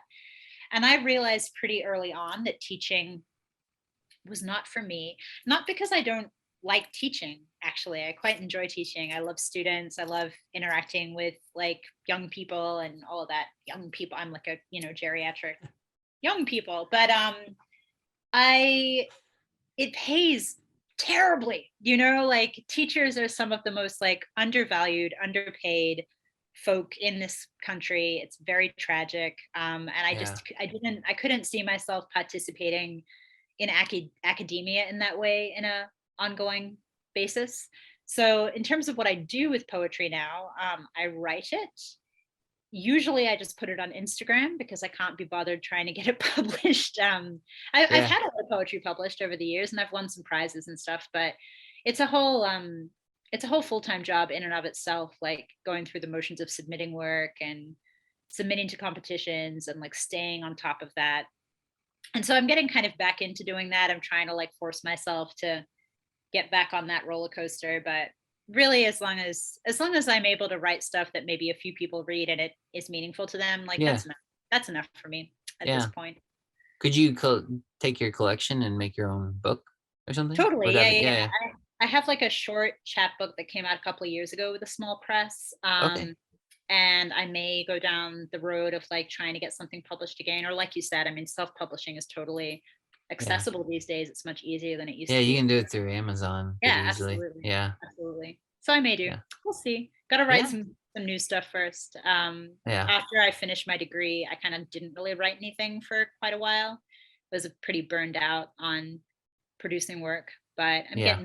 getting back on in the saddle Yeah. on the horse. Yeah. Do you have a favorite poet or poetry that you like reading? Yeah, I love W.B. Yeats, the Irish Okay. nationalist poet from the early 19th century, I want to say, was Yeats. His stuff's great. He does a lot of work that touches on mythology, but also work that kind of grapples with the concept of divinity and God. And he's he's dope. Love him. And That's there's a lot cool. of contemporary poets I love too, but Yeats Yeah. is this is my guy, my That's boo. cool. That's Yeah. cool. I don't know if I'm probably read some at some point, but I don't know if I've You never. probably would have, but like he's of that like kind of old timey generation. I think, when people are studying poetry in school, probably in America, you're probably reading more like of your Walt Whitmans and your John Mhm. Barrymans and stuff like that. Yeah. Yeah. I don't Have you know. heard of William Blake at all? Yeah, yeah, I love William Blake. Okay. I Hmm. haven't read much because I haven't read a whole lot of poetry throughout my life. But I do have a book. I think I just got a book not too long ago of his poetry, but I haven't read a whole lot of it. I read a few of them, but He's yeah. great. He's another one who I think like grapples with a lot of this metaphysical questions, which is kind of cool. That's what it sounded like when I heard people talking about him. And it Yeah. sounded like he was kind of misunderstood too in his time, but I don't know if that's Mhm. true or not. Yeah. Feel like that's just a natural condition for poets. Like I Yeah. feel like, to be one, you got to be a little bit misunderstood, And no one cares about you till you're dead or something. Right, right. You're like, I'm just gonna slave away at my 200 like years later, they're like, what is this? Oh, this is pretty perfect. this Yeah. is this is good. Yeah, Yeah. exactly. You're like decaying in a swamp somewhere. I don't know. Yeah. Yeah. Life's weird. Life's so strange. Yeah. Um, yeah, so I don't, oh yeah, there was another thing I was gonna ask you. What do you have a favorite Disney movie? Ooh, a favorite Disney movie. That's a good question. I feel like this is kind of a trite answer probably. I've really not kept up with like Disney. Like I haven't seen anything meaningfully that like was produced recently, Oh yeah, really. I don't. Yeah, I haven't seen a whole lot I lately. feel like I should watch We're Encanto talking because about classics. it And seems Kanto is cool. actually pretty good. I I've have heard good three things. nieces and I'm sorry, two nieces and a nephew, and so they watched it a couple times. But yeah, I like that one. Yeah, it looks cute. But I think as far as classics go, I was obsessed when I was younger with The Little Mermaid because that was the one that came out when I was really little, so it was like Okay. a good one. But Alice in Wonderland, hands down, favorite Okay. forever. That's fun. Yeah, Yeah, just that's a the fun one. colors and the Break that animation. one down for me. Tell me what's the meaning behind that one. Alice in Wonderland? Oh Yeah. man, I mean, we could write a whole like thesis dissertation on that, couldn't we? Yeah, yeah. I love Alice, and I love the book too, and I always have. And I think for me, it is the story of grappling with making meaning in a world. If we're taking it as a metaphor, it's grappling with making meaning in a world that like inherently resists meaning, as like as someone who maybe feels like an outsider in that world, and the Oh, transformation process. To me it's an underworld story in the same way yeah. as like the myth of Persephone is an underworld story. That was a loud crack. Is it another bug? What's happening? Yeah, I got it. Oh my goodness. Hi, June He's bug. not. Oh Yeah, yeah, he's he's making so a lot of loud. noise. Get out of here. I love So much for him. my fort. I know. Well, It's it's actually worked pretty well. So it's a ladder, right? You like have a ladder and you yeah. have like, So I was painting the porch. I had to paint the porch, and so I had a ladder up here, and then I just left it, and then I was like, oh, I'll throw this thing over it and see if that works. But yeah, I mean, you're in like a sitting little under a corner. ladder, isn't that bad luck or something like that? I don't know how that works. Maybe, I don't but know. you're fine. You're divinely protected, so it's Okay, okay. yeah, yeah. As It's long as fine. we keep What's talking about what's the your Lord. favorite, Yeah. what's your favorite Disney movie? Oh, yeah, it was always Jungle Book growing up. So Oh yeah, yeah, I do I like. like that one. Yeah, I mean, I Did like you? so many of them though. I love Bambi as well, and just I yeah, just can't. I can't with Bambi because it's just too upsetting. You know, it is. It's so great. upsetting. Yeah, yeah, and that there's so little dialogue, and then the little bit that's in there, it's just like, ouch, man. Like his mom dies, and then his dad comes up right after that, and he's just like, your mom can't be with you anymore, and you're like, could you say something Like, wow. nicer? Like, Okay. yeah. I know. I loved The Lion King when I was little as well. Mhm. Like that was one of my favorites. But again, like these animal deaths, man. Like Disney's got to stop doing us like that. It's Yeah, too much. Ooh. these animals. Or Yeah. or Do you animals. do you have another like favorite film at all, or any that's like really you thought were impactful besides Passion, The Passion of the Christ? Yes. Well, yeah. Yeah. What I feel like I do have an answer to this, but my brain always goes blank when I'm trying to think of Yeah. things I That's fair. love. There's a what do I love? What do I love? There is a there is a movie that came out in like the early 90s. It's kind of like a cult classic, but I like a lot of those like kind of more arty cult classic movies. So there's a movie called Velvet Goldmine that came out. I want to say it was in like the late 90s, probably. It's kind of about glam rock in the 70s, and it's got like this totally badass soundtrack, and it's sort of wound into all this like again there's some sort of mythology in there and it's Wow. really aesthetic. I love that movie. It was Suspiria, the horror movie from the 70s, which is also highly aesthetic. That one's dope. Suspiria is great. I haven't heard either of those. I'll have to check So them I out. mean, if you like horror movies at all, if you don't like horror movies, Suspiria is not for you. But if you enjoy Yeah. the horror genre, it's a great movie. It's about I don't. witches, in fact. So there you Okay. I don't know if I do. I don't think I mind horror as much as I do. I don't really like slasher films that much. Yeah, yeah, yeah. That's why that's the one thing about The Passion that kind of gave me. It's just rough to All of the watch. It's gore. yeah. Yeah, yeah. Yeah, I don't It's a know why. I mean, I know it's fake, but it's still like, oh, it looks real. And it looks like What it about you? sucks. What are your go-to movies? I don't know. So I always liked Hook. That's probably one of my favorites. Hook and The Sandlot. Those are just fun. So good. Yeah, Hook is so good. yeah. The And then the scene with the like the weird goo that's food, the food fight scene in Hook, oh yeah, just, yeah, it's so iconic. yeah. I really like Right. that one a lot. I feel like that one they really kind of understood the Peter Pan story as well. It's just Mhm. and then lately for some reason I've this my third time watching it through is The Green Knight. I I didn't hear such good things, but I haven't seen it yet. Maybe Yeah, this is the sign. I gotta I check. yeah, you should check it out. I mean, I really liked it. When I first watched it, I wasn't quite sure what to think of it. Mhm. But it's just pretty to watch too. It just moves kind of slow, but then then I watched it a second time and I was like, man, I really kind of like this. And then this time watching it through, I don't know, it just keeps growing on me. So Mhm. I don't know, it's moving up there on my list, but yeah. Yeah, no, I love movies like that are like beautiful to watch. It's like a world that is like beautiful to inhabit or like imaginatively inhabit. Yeah, The Yeah. Green Knight's been on my list. I gotta check that out. Yeah, it feels like a fairy tale too. It's really kind of, Yeah, yeah, I love fun. that. Yes, yeah, That's it's awesome. good. Yeah, Awesome. yeah. What about books? Check. Do you have a book that you love? Oh man, you're gonna ask me that. I'm gonna have to bring this up. I was like trying not to bring this guy up because I'm like I bring him up all the time. George MacDonald, have you heard of him? No, tell me. Okay, he's my favorite author. So I hadn't I when I was younger, I hated reading and I never read anything except Calvin and Hobbes till literally like 5 years ago when I came back and started reading the Bible. So I still haven't read very much, other than what I was forced to read in school, and then the Bible, and then but then he's a fantasy writer. He's like a Scottish fantasy writer. Oh, I think he cool. died uh like 1903 or something like that. But Wow. his book Fantasties is just probably the best book I've ever read. I've read it like 4 times last year because I hadn't heard of him at all. And then I talked to a friend of mine who she was like sharing her story. And I had known her for a long time, but she had just had a child and she died like on the birthing table and stuff. And so she was just staring like her whole traumatic story. And then a guy who listened to it, who I'm friends with now, he said you should give her a book by George MacDonald. Huh. I think she'd probably like it. And so I had never heard of the author before. And so I Yeah, went yeah. to a used bookstore and found like 2 copies of his book Fantasties. I was like, well, I'll just buy one for myself and see what it's about. And as after I read it, I was like, man, this I gotta just keep reading this. And it's good. It's called like a fairy romance or something. It's basically just Sky walking through fairyland and stuff. But What? This sounds dope. I yeah, definitely have to check this you out. Oh, should check it out. cool. And it's really good. And he's his theology, it's really interesting too, because the more I kept studying the Bible, the more I was not familiar with any of George MacDonald's theology either. And now I'm starting to get a little more familiar with it because I actually bought a book where I guess he had written some unspoken sermons or something like that.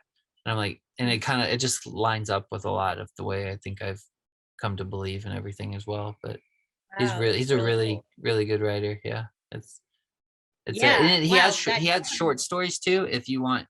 I really like The Golden Key and that's like maybe 70 pages long. It's a lot shorter and it's a lot easier to read. It's very I'm writing this down so I don't okay. forget. I'm Yeah. because I will forget. I forget Yeah. everything. My brain Well, is I getting would send you a book. I mean, that's how much I like him because I yeah. So it since then sounds amazing.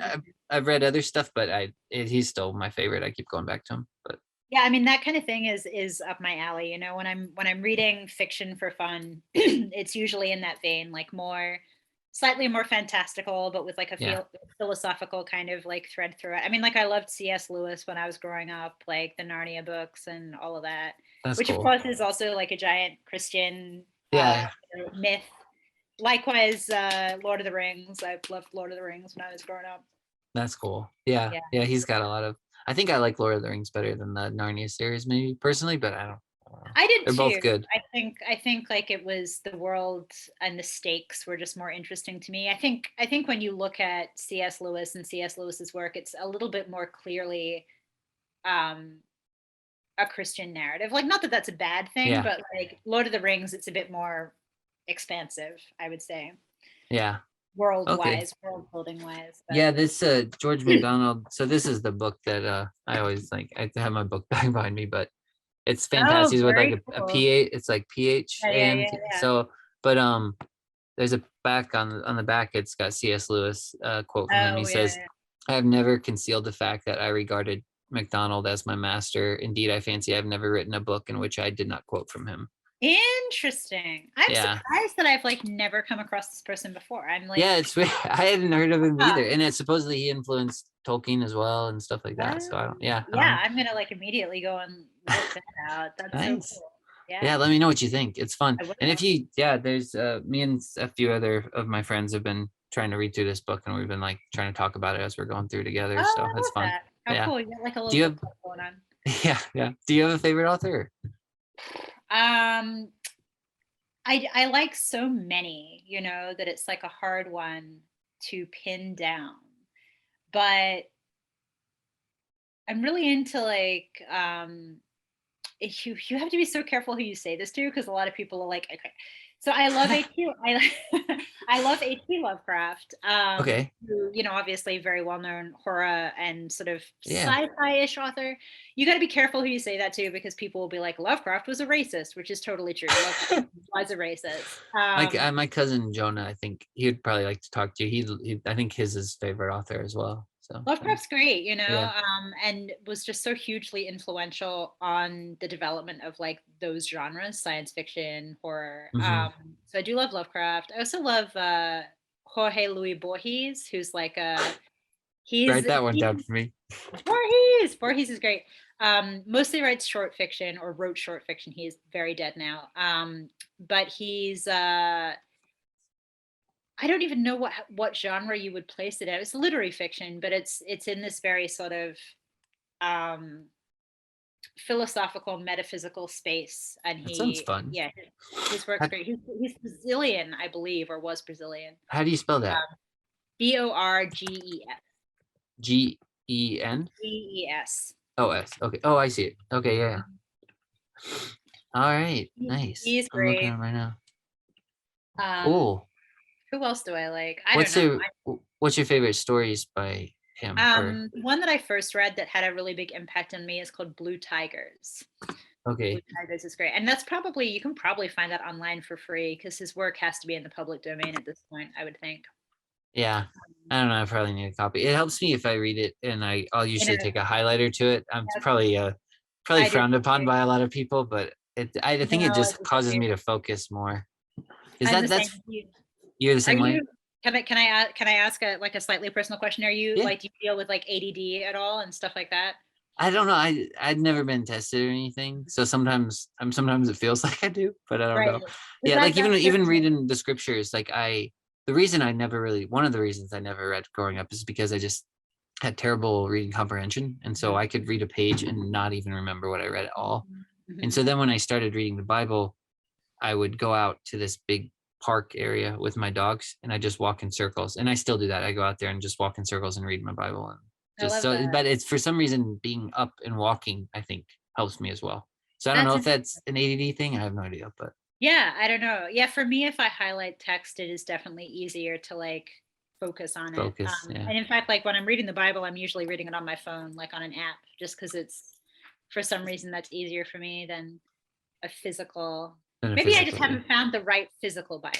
That's Yeah. definitely possible. I don't know. Yeah. Recommend me in the comments, people. What's a good physical Bible? All the ones I have are teeny tiny text, and I'm like, this is not gonna work This for is me. not work.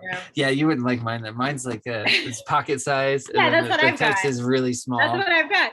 And Yeah. like, I will read from it, and particularly if I'm just trying to do like a flip through. But I find that if I'm really trying to like read from beginning to end a particular book in the Bible, I got to do it on the app because Yeah. otherwise, it's just like it's not Yeah. happening. Yeah. Well, do you ever listen to it as well? No, I never have. Okay, I do that sometimes too. I'll just listen Hmm. to it. I found it at another used bookstore, but it was a CD set of James Earl Jones reading Oh the wow, New Testament. So yeah, it's fun. cool. I like Yeah, that. I Yeah, can send you the files if you want. I mean, that'd be great. but Yeah, I yeah, think audiobooks are a life hack. For real, real. Like yeah, anything spoken. Because I'm a podcast fiend. I listen to podcasts all day, every day. yeah. Do you read out loud when you do? Is this a personal I question? don't Okay, know. I do that as well because I for some reason that helps me. Also, Yeah. I probably That sound seems like a like weirdo. that seems like it would be really effective for scripture, particularly. Like the act of like verbalizing as you read. Hmm. Might have to try that. Hmm. Yeah, like I was doing that today when I was out walking and reading the scripture and I was walking Yeah. by people and I'm like, they probably think I'm crazy, but I'm just reading out loud to myself. You're like, I'm not crazy. I'm just connected. That's Yeah, what's yeah, happening. it helps me. Yeah, I don't know what it helps me remember or something. Yeah, I Yeah. don't know. Yeah, I love that. I love that. Do you find that you memorize stuff a lot as well? Um, I don't know.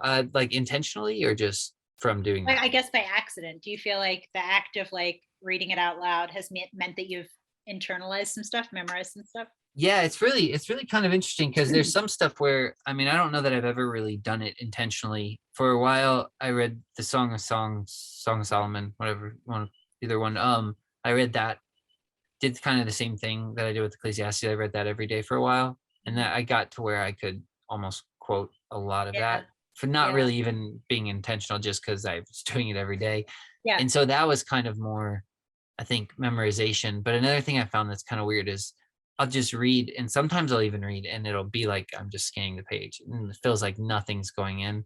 But I'll just Mhm. keep reading out loud, and I won't even remember necessarily what I read.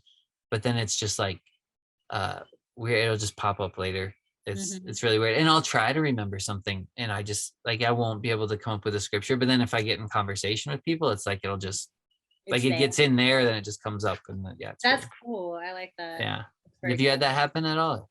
Yeah, definitely. Yeah. I mean, I think less so with with scripture, but I did a practice over Christmas where I was, as I said, I was kind of winding my way back into Catholicism at the time, and so I was doing like a rosary practice every day Mm. for 40 days. Yeah.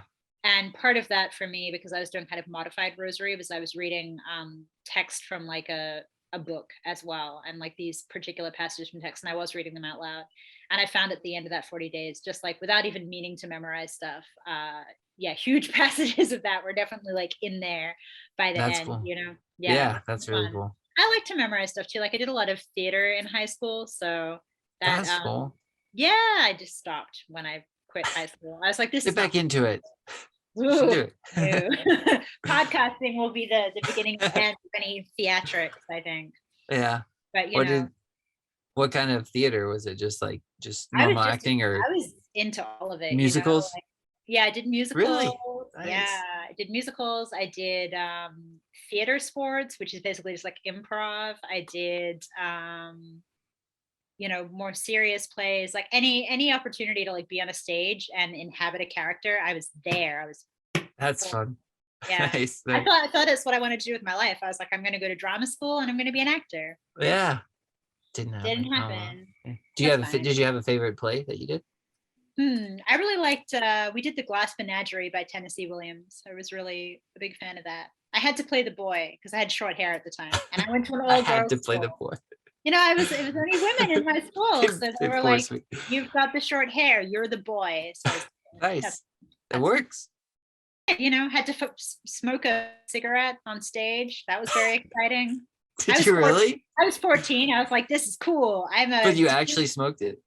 Well, yeah. I mean, I think I can't remember if it was a real cigarette. It kind of been a real cigarette. That kind of happened. Surely not. Maybe it was like some kind of stage Was cigarette. this I when don't you were know. overseas? Yeah, this is an Australian. Okay. So Mhm. they in Australia they give you cigarettes. Yeah, yeah. They're like, Yeah. you're 14, time for a Nice. cigarette. Yeah, At there you go. school. Why not? The teachers are just handing them Yeah, yeah. out. That's No, funny. it was great though. I have a lot of happy memories from doing that. I think it is great for building confidence if you're like a young person getting out there and just Yeah. getting in front of a huge audience of people and do it. We did Midsummer Night's Dream. I got to be a goblin. That was a lot of fun. That's cool. That's fun. Yeah. Yeah, it was good times. Good times. But then Do I you kind of just started writing instead, and now that's what I do. yeah, do you write like strictly poetry or do you write other stuff? No, no, I write short stories. I've Oh like wow. been working on a novel. I'm working on like a Really? nonfiction book. Yeah, You just got like any open it. teasers? Ooh, I'm like thinking I'm gonna write some kind of like fairy romance novel, maybe. Yeah. That's so I really should read the book that you recommended to get Yeah, some yeah. ideas, like I can grift from no, I would never. But It's no, you I mean you should. It's weird. It's one of those books I think that does do that too. It gets in you as well. Because he the way he writes, it's like everything's kind of interconnected. And so mhm, it's like there's little patterns underneath it that I think I you love get that. yeah, get into you and it'll probably come out Oh, in I'm so writing later. I intrigued. don't know. Yeah. I'm definitely I gonna don't look know. I'm this up. probably talking it up too much now. No, You'll probably pick it I'm up and be like, excited. what is this? This is nonsense. No, Yeah. I'm super excited. I actually got out of the habit of reading fiction. And I think a lot of that again was grad school. Like I was so in the poetry space. Yeah. And then of course reading like academic stuff for school, that I just neglected reading a lot of fiction, and I love it. And I was a huge reader as a kid. I would read like anything and everything, but I've sort of fallen out of the habit, and it's harder to concentrate on now. So I'm trying to get back into it. Yeah. Yeah. But Do you now, have you a got a smartphone in your hand all the time, so it's like distracting. yeah, yeah, it really is. I know. Do you have a favorite Lovecraft story that Ooh. you'd recommend? I actually love there's a series of Lovecraft stories, like within his big mythos, called the Dream Cycle, and they're all Okay. kind of interconnected. They're stories about sort of this world that exists beyond the wall of sleep, be in the dream lands. And I love all the stories in the Dream Cycle, but there's particularly a poem, actually, like a short poem called Celiphae or Salaphias. It's Celephais, and that is short and beautiful, and I love it. All Great one. right, I'll check it out. Yeah, That sounds good. we'll hit each other back up in like a couple weeks and be like, Yeah, now you I got know, homework. Yeah, yeah, right. we did it. Yeah. And now I have to go read Ecclesiastes too, because you Oh yeah. talked it Don't out get real great. sad. Don't get sad. A lot of people get sad about it. Oh, that's okay. I'm Yeah. sad all the time, so it's like no change. Again, it's the nature of being a poet. You got to be sad. Yeah, So yeah. Yeah, that's true. That's it's true. the condition. Yeah. Yeah. So do you this might be kind of a weird question, but and I haven't asked too many people this, but if you had like one Bible character you could meet, do you think have you Ooh. thought of that before or no? You know, Besides Jesus, you can't just say right. I was Jesus. like, that was the obvious answer, right? I don't know. And I think I don't know because I haven't yet gone like deep enough into the Bible to really like have an Yeah. informed stance. But I will say, um, and this is so cheesy, so like no one is allowed to laugh at me. I will know. I'm psychic. I'll know if you're laughing and I'll be mad. But I do love musical theater. And as a result, I did love so much Joseph and the Amazing Technicolor Dreamcoat as a child. It's a banger. Don't get me Yeah. wrong. And I'm really obsessed with dreams and Hmm. dream stuff. Like that's a huge part of who I am as a person. So I have to say, like, I think meeting Joseph would be pretty dope. Yeah. I think that would be cool. Daniel also, definitely Yeah. some questions for Daniel. But yeah, I'm not like super well informed. So, you know. Yeah. How about you? Joseph's good. What's your I answer? the okay, the weird this one's gonna be a weird answer. This is I don't know why this always stood out to me. It's gonna sound probably cheesy and stupid too. But there's this part when he's talking about Rachel and Leah, where who marries him. Is it no, it's not. It's Jacob. Yeah, Jacob marries Rachel and Leah. And it says that there's one part and it says uh Leah's eyes were delicate, but Rachel is beautiful in form and appearance. So I don't Mm, know why that always stood out to me that her eyes were delicate. And I was like, man, I just want to like know what that means. It's always so I'd really like to meet her just to because I know that means cute. beyond just some physical thing. And it's just interesting that Interesting. that would be written down in the scripture. That's the thing you note about this person that her eyes were at least my translation says delicate. I don't know what the other ones say, but That's fascinating. Yeah, what do you suppose that could mean beyond like a physical situation? um I'm not I think just what always gets me and it'll actually bring me to tears sometimes is I just feel like I just spent a lot of my time just in absolute blindness from just not being aware, not knowing, and just sitting in darkness. And so the aspect of actually Mhm. seeing things spiritually and they in the book of Revelation and when it talks about these weird little creatures that run around the throne, it says they're full of eyes all around and within. And Mm. so just the aspect of just being watchful and seeing. And so I think it maybe to me it's always kind of when I read it, it kind of made me think of something like that. Like she has just these humble eyes that are Mm. delicate and fair and that are just willing to or willing and capable of seeing things that uh the prideful eye can't see or something like Wow. that. Maybe. I Yeah, don't know. I love that. That's so Yeah, it interesting. sounds weird, I guess. But I don't No, know why that that's always stood good. out to me. And I just thought, man, if I get to heaven, whatever that looks like, whatever our preconceived ideas of it, just like to meet all those people in the Bible or heroes of the faith or whatever. I was like, it'd just be cool to see her for some reason. I don't know. I just always thought that Yeah, would be neat. no, But yeah. I love that. What a beautiful way to put it, you know, like to say that someone has delicate eyes. Like that's just a very lovely phrase, you know. Yeah. Yeah. Yeah. Mm, And I love so that. I've heard like some other Christian made a joke one time that like basically what did he say? Um that basically that was God's way of saying she had a nice personality. And I was like, man, that's so mean. Damn. It's like Rachel was pretty and she had pretty eyes, but yeah, Aw, I was yeah, like, you know, no, yeah. I read a meme about that the other day, not to do with the Bible, but like a meme that was like, if anyone's ever said that you have beautiful eyes, it's because you're ugly. And I was like, Oh, that's so damn. All yeah, right. that's been ouch. Yeah, I don't know.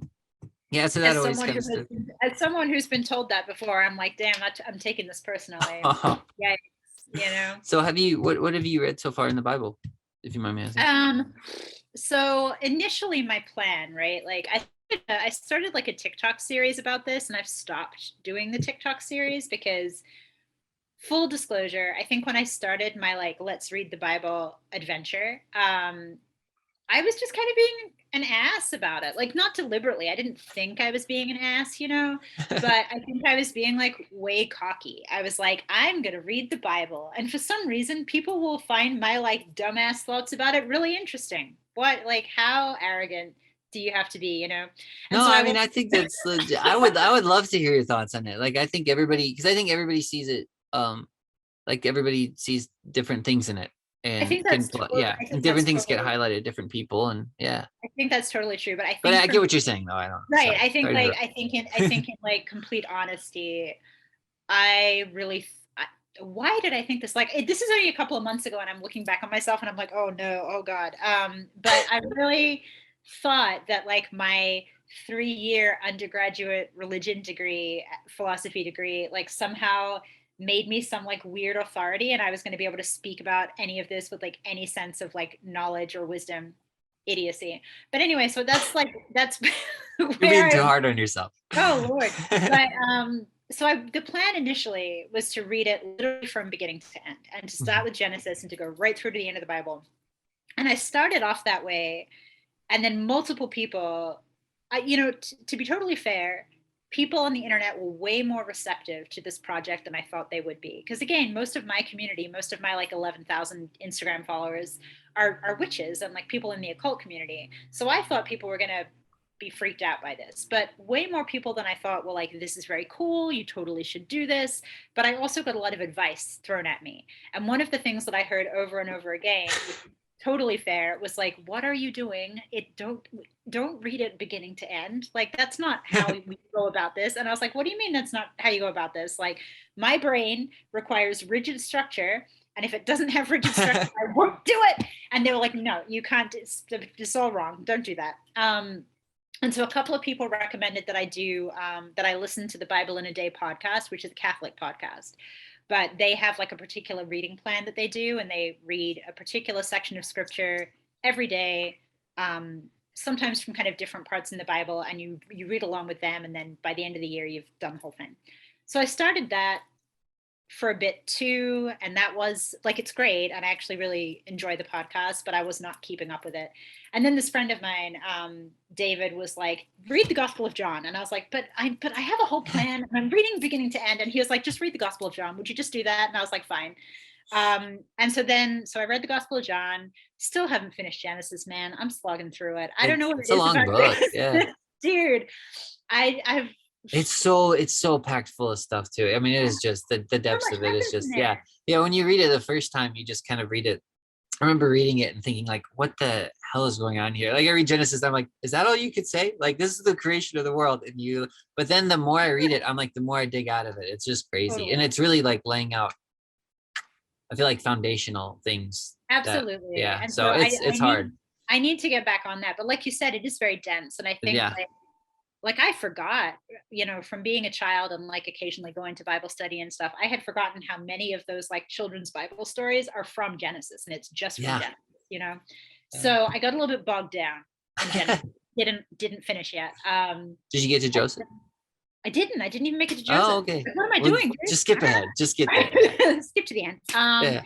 But then, so yeah, I read Gospel of John, still working through Genesis. I think I reread Song of Songs because I had read that all the way through before, and I just think it's very beautiful. I've been It kind of is. dipping in and out of Psalms. Mhm. Read all of Romans Yeah. because that was my friend's suggestion next. I was like, I finished the Gospel of John. He was like, now you got to read Romans. I was like, all right. And then he was like, now you got to read Corinthians. So now I'm making my way through Corinthians. So, Yeah.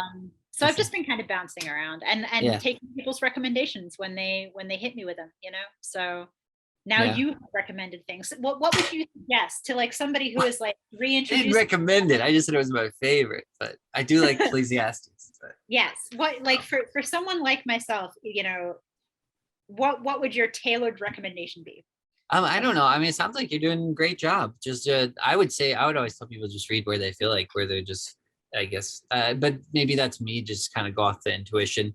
But I feel like a lot of people will usually refer people to the Gospel of John first off, and I don't really know why. I mean, I I guess was gonna it's, say, why do you think that is? Like, I don't what? know, because honestly, I was talking to my friend Mitch about this the other day, and I was like, that book confuses me so bad.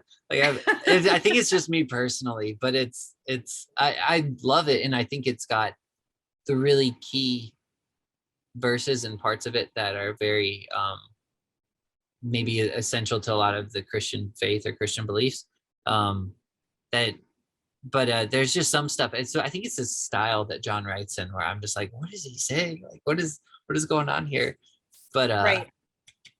I'm not sure why people do that, because there's other ones like James. I feel like the book of James is very just kind of blunt and flat and just like, here's the Christian faith, here's certain beliefs. So I'm like, I don't know why people don't really refer people to James more than John, but maybe, I don't know, because I guess there's something just magical about the book of John too, though. It's just like, it's got Right. Jesus, it's got all of it. Yeah, Right. it's It's good. Yeah. everything's in there. One Yeah. of the classes that I took in undergrad, that I remember way less of than I should have, but one of the assignments we had to do was comparing the gospels, like compare contrast as literature, like compare the gospels. And I think I don't remember. It's probably on my hard drive somewhere. This terrible paper that I wrote in like 24 hours and did a bad job of. But I think I was comparing two of the gospels. Who even knows which ones they were? But it was interesting to like look at them side by side and look at like how does the writing style change? What is included and what is like not included by different apostles, or disciples. Yeah.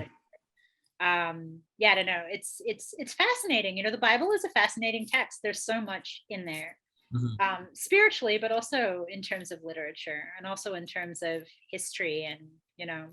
Yeah. fascinating. Yeah, and it can be read so many different ways too. Just like you can read it, like you said, historically, poetically, all these things. Yeah. Mhm. Parabolically, I've used that word Yeah, before. Is that a word? Yeah, yeah. yeah, that's a Yeah, word. yeah. There's this part where Jesus says that, where he's actually giving the parables, and that's one part that always stood out to me too. Is he says it makes some comment. It says he spoke to them in parables, and without a parable, he did not speak to them. Hmm. And for some reason, in my mind, when I read that, I took that to apply that to everything, which Hmm. hasn't really steered me wrong yet. But I know it's in context, it's speaking about just him probably talking about those parables in that passage. But um, so far, reading it that way seems to actually be helpful. Like Hmm. even back to Genesis, a lot of the stuff written, like it makes more sense almost if it's written as uh, not just a parable or not just a metaphor, but like something true, but it also applies as a parable or can map Yeah, onto other yeah, things. Yeah, yeah. yeah. No, I think that's really interesting and really valid.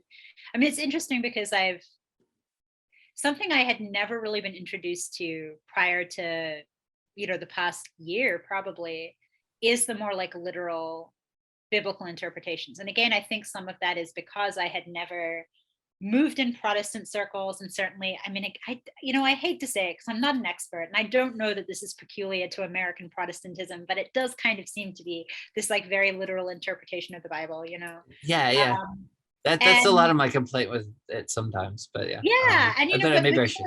but it's fascinating at the same time because I had just never spoken meaningfully to people who did read the Bible that way. Like I think the kind of Christianity that I grew up around was much more like everything is kind of a metaphor and like it's not literal and it's not supposed to be literal. And so speaking to people who hold that different view has been fascinating, like really, really interesting to Yeah. encounter that kind of rhetoric. Um, Yeah. yeah, I don't know how I feel about it personally, but Yeah, it gets tricky because there's some parts where I really enjoy it. I mean, I kind of enjoy all of it. Like even when it comes to the whole 6-day creation thing, like that's when it gets a little tricky. But then there's some people that are they really, really take it at 6 days. And then part of me just likes that. I'm just like, yeah, why not? I mean, that's the way a right. child would read it. You tell a child the story, they'd be like, yeah, it's 6 days. And then I'm like, I don't know. There's a part of me that likes that very literal reading, but then there's other parts where I I really, I don't know. I don't like when people stop there, I guess is the Yeah, thing. Like, that makes sense. yeah, if I do think things kind of needed, that's a good perspective to have, but I like that it can be literal and symbolic and metaphorical at the same time or whatever. And Right. some of it though, I don't know how you make literal. Like some of the stuff in Revelation, I'm like, is there a dragon? Is there really a great What if fiery red there is? dragon? I mean, I don't know. That would be cool. I come from a witchcraft background. I'm like, dragons, all right. Yeah, yeah, I can get behind it, yeah, like in some ways in an apocalyptic scenario, a literal dragon, you know, that'd be pretty cool. might in a weird way be easier to deal with, than some like metaphorical dragon, But then you fall into the Yeah, trap of like the dragon is a politician, and I'm like, that's but a really good way. That literally a yeah, dragon. that's a really good way to put it too. Like that it is easier to deal with than a metaphorical one. That's one thing I think that would get me in the past too, is I'd be reading it and I'd be like, okay, if it is literal, I'm probably not gonna miss it if it like when it comes to pass. If it's a Right, literal dragon, I'll probably see it. But if it is right. metaphorical, I'm like, well then. It'll be on the news. I feel like if it's metaphorical, in a weird way that becomes more of like a more dangerous, because then you do have all of these people in fringe cults who are like, no, the apocalypse is happening right now, and Yeah, it's like the dragon is this specific person, and I'm like, is it though? yeah, Or ooh, I don't know. yeah, But I don't know. yeah. I don't know anything, honestly. Like I That's how I feel all the time too. I Yeah, know nothing. yeah, I'm along for the ride and I'm doing my best. Oh yeah. Lord. So do you have a certain part like you're thinking about reading next or you're drawn to next or I've been slacking a little bit, full disclosure. but yeah, And this I'm not like trying to force you into it or no, anything. no, I'm just this is okay. this is I'm wonderful. This just is curious. like getting me back in the zone. I don't think I finished Corinthians. Maybe I did. I need to finish Corinthians, and then a couple of people, you yourself, and then a couple other people had mentioned Ecclesiastes actually, so I'll probably go there next. And then Ephesians was mentioned to me too, so I thought about like diving in there. And then I'm not sure, like part of me really wants to read Revelation actually, but I Yeah, also feel like that sort of like feels like jumping to the end prematurely. I feel like I have to work my way up there, yeah, you yeah. know? It seems to be like, but and this maybe just personally, I don't know. Revelation seems to be like a collection of all the scriptures. Like John seems to be pulling out different ideas or patterns throughout the whole thing. I mean, I think you'd enjoy it. It terrified me as a child. I Oh, hated I it. bet. Oh Yeah, my yeah. gosh. But then there's but now reading it, it's like one of my favorite books because I feel like it's just rich with like symbolism and not that I understand it at all. Like it's one of those I read and like sometimes I just gotta shut my head off because I'm trying to think about it too much or like make something out of it and I gotta How just would slow down. you how would you describe the book of Revelation? Like is it supposed to be a book of prophecy? Like that is it basically, right? Yeah. So my friend, another friend of mine, Craig, I was talking to him the other day and I used this term and I didn't even realize it was a weird term necessarily till he asked me about it later. But I said something about like a prophetic pattern. Hmm. And so I feel like, but I used it in a way like almost like we say history repeats itself. It's like a Hmm. lot of just stories end up being Hmm. prophetic patterns because they're Hmm. just patterns of reality, how things work. So I think Right. Revelation is kind of, to me, it seems that to be written in that way. Like even when we talk about like the Antichrist or the beast, like I think in one of the Gospels of John, not the Gospel of John, sorry, one of the epistles of John, he says like there's an Antichrist, but he says there's also many Antichrists. Yeah, yeah, So I yeah. think it's kind of the same thing in Revelation. Like I'll say the like this beast or whatever could be like you said it's metaphorical, so it could be this person over here. It could at the same time be this person over here. It's like Yeah, yeah, yeah. whoever because he used uh, he's just using like a title, like someone who's acting beastly or something, or and not in like a not in like, I guess, sense of like just indulging in passions or something like that, but actually biting and devouring or something. And so you can kind of see that. And then there's the harlot who sits on many waters. When you always hear about it, I think because I was maybe in more Protestant circles, it almost seems to be more literal, and you're looking for a very finite, like it's gonna be this person, or the harlot's gonna be this, or it's gonna be that, or the beast is gonna be this 666, it's gonna be a microchip, it's gonna be this. And it just seems to be like an overarching idea. Like 666 to me is just because it says it's the number of man, and so it seems to me to almost throw back to Genesis, the Tower of Babel, like the man exalting himself to the throne of God. And so it's kind of this whole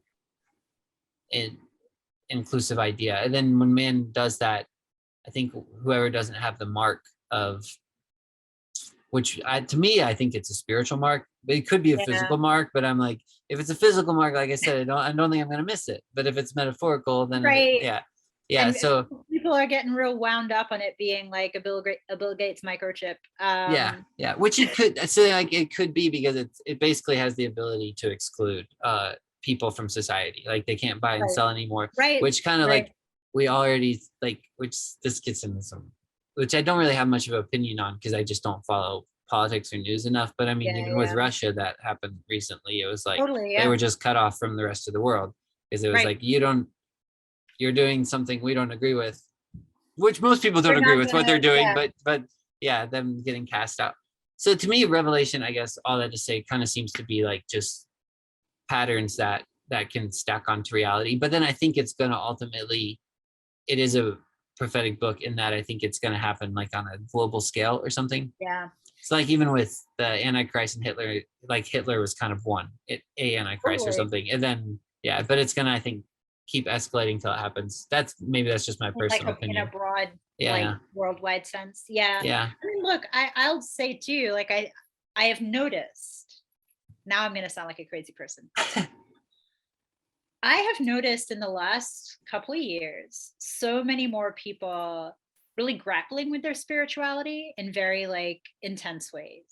And a lot more people kind of like coming back to Christianity, people who like you would never imagine would go that direction. Like when I started doing it, so many people came to me privately and they were like, me too, but don't tell anyone. Like, which is kind of wild. And then also I think we are like seeing on a global scale some really like whack stuff is going on, like all like it I feel like it's an open joke at this point that even people who are not conspiracy theorists and who aren't like alarmist and paranoid, like we're all kind of looking at each other and we're like, what's next? Like what's happening here? So I mean, I've been joking about it, but like, man, maybe it is the end times. I don't know. Like stuff's pretty whack. Like it would not entirely shock me if we were gearing up for some kind of big shift. And you'll see people in the New Age community talking about it as like the big shift or like the Great Awakening or whatever. It's like the same language for the same stuff, really different language for the same stuff. But I don't know. Yeah, even if it's not the end of the world, it sure feels like it's the end of something. Like we're coming into a new it's a transition for sure, I would say. I mean, even just the pandemic has been a transition between one state and another state. So it's patterns, like you said. It's patterns, and this is not humanity's first rodeo by any means, but well, if you read it, I mean, I would love to hear your thoughts on it. I think you'd have a good perspective in it. Don't beat yourself up about that. Like my little human dummy brain is doing its best with. So what'd you get out of John? I'm gonna ask you. What I get out of John? What are your thoughts on that? Or Romans? What have you read so far? What do you? Like I think the biggest thing, and this is gonna sound cheesy, probably.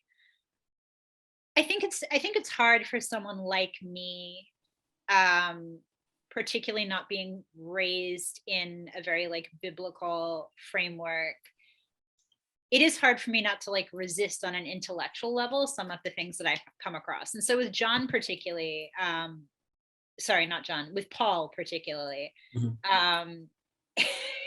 like there are definitely parts of Romans where I was like, buddy, like, I don't know, like, my intellect is like, I don't think so, you know? And I Yeah. was, you know, I was talking to a friend about this, and I was like, I just don't know about Paul. And he was like, well, what was your problem with Paul?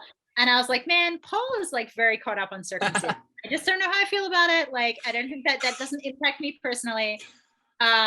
And you know, he's very smart and very insightful. And he was like, well, you know, what if we don't think of circumcision in a literal sense, but we think of it as like spiritual circumcision? And I was like, okay, all right, you've cracked that open for me like a nut. I see. All right. Wait, but Like, can you say more about that? What does that mean exactly?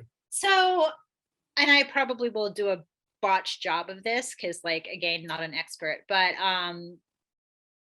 I had been reading those parts of Romans and just sort of feel like, you know, there's this part of me that's still like such a cynic, you know? And so, like, I'm reading it and I'm like, damn, Paul's just like real obsessed with wieners. Like, what's that about? Like, can we just like let it go, Paul? Like, it's fine. Like, That's a quote right there. um, Paul's just real obsessed with oh waiters. man, the Christian internet's about to cancel me, but No, you know, and so I was just like, I was being like in my brain, like riffing about it, you know, and being like, ooh, like penis yeah, jokes. And then I'm explaining this to my that's fair.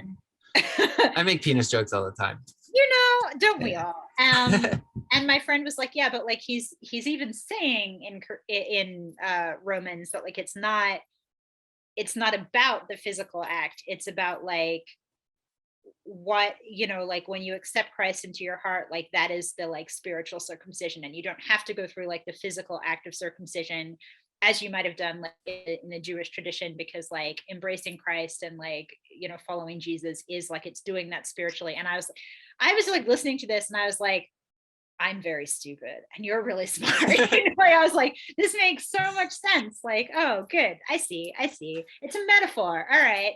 But A you know, I did weird not, metaphor though. it's a little bit of a weird metaphor. You know, I did not get that. And so I think like Yeah, as yeah. I'm making my way through the Bible, there's going to be a lot more of that where like Mhm. my initial, you know, 21st century primarily raised liberal, like politically and socially, like those parts of me are going to naturally like rebel against some of Uh, what's in there, you know, because there yeah, is a lot of stuff in there that comes across as pretty anti-woman.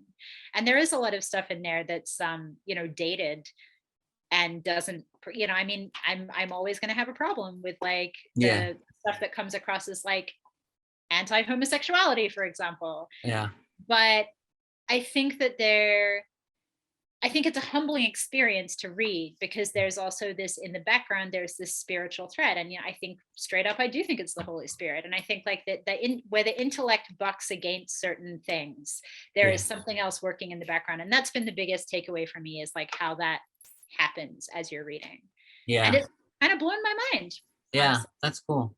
Yeah, there was Yeah. this quote one time. I can't remember who said. I think it might have been Heidi Baker. I think. I don't know.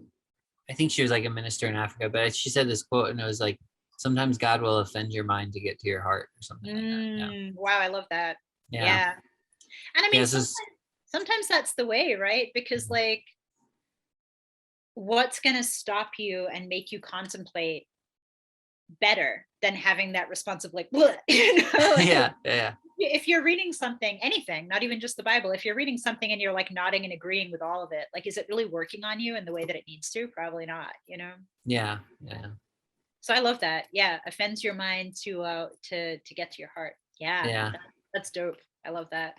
Yeah, that's I don't know. That's why I was asking you too, though, because that circumcision thing. I'm like, it's just there's something about it I don't quite get. I'm like, even if it's just a metaphor or something, I'm like, I don't understand why that was the sign given. Like, I'm like, oh, like out of Yeah. all the I mean, things, it did seem like a weird thing yeah. Like, to how does that pull. map onto my heart? Where I'm like, oh, okay, this makes sense to me now. Right. It makes more sense, I think, to read it metaphorically, but I'm like, I'm still like, I don't know. Yeah. I Go. guess when you place it in a historical context, it also makes sense. Oh, okay. Potentially. Like, I mean, again, like not an expert, but like when you take it as like, here's this new church, being built, and this tradition growing up out of the roots of Judaism, and trying to separate itself from Judaism. And so it's kind of like, well, Jewish people do circumcision, but like Christ died for your sins, so you don't have to do that anymore, and you don't have Yeah. to mutilate yourselves bodily. Like, I guess that makes sense Uh-huh. in that way. But yeah, I mean, that definitely just like, it kind of gave me pause, because up until then I was like very much reading the books of the Bible that were just like, we're going to talk about Jesus's life and like all these things that Jesus said and did, and suddenly it's just like this hardcore like Yeah. theology about circumcision, and I was like, well, it's kind of blindsided me a little bit, honestly. Like, all right, here we Yeah. are. He comes in guns blazing. Doesn't He really does. hold back. Yeah. Well, Paul is, he's not taking any prisoners. He's just like, I have feelings and I have thoughts, and I'm going to share them with you. I really was intrigued too about, I think it's in Corinthians, where he's talking about spiritual gifts, and he talks about like prophecy and and speaking in tongues, and that part really interested me. Like, I'm really interested in digging deeper into that from a historical basis, like from a theological basis. So Like, what are your thoughts on that, if I don't mind me asking? I mean, I feel like I'm keeping you forever, but I'm no, very I curious. mean, Like speaking I'm in down. tongues, do you? Yeah, I mean, like, so I have no direct nor indirect experience with speaking in tongues. I've never seen it happen, and I have never done it myself. Okay. Um, so I feel like I don't have a personal opinion on the matter, but I just did think it was very interesting that it was like so directly addressed in Corinthians, because it seems like Paul is basically saying, like, you should speak in tongues. Like, he kind of seems like he's fully in support of it. Mhm.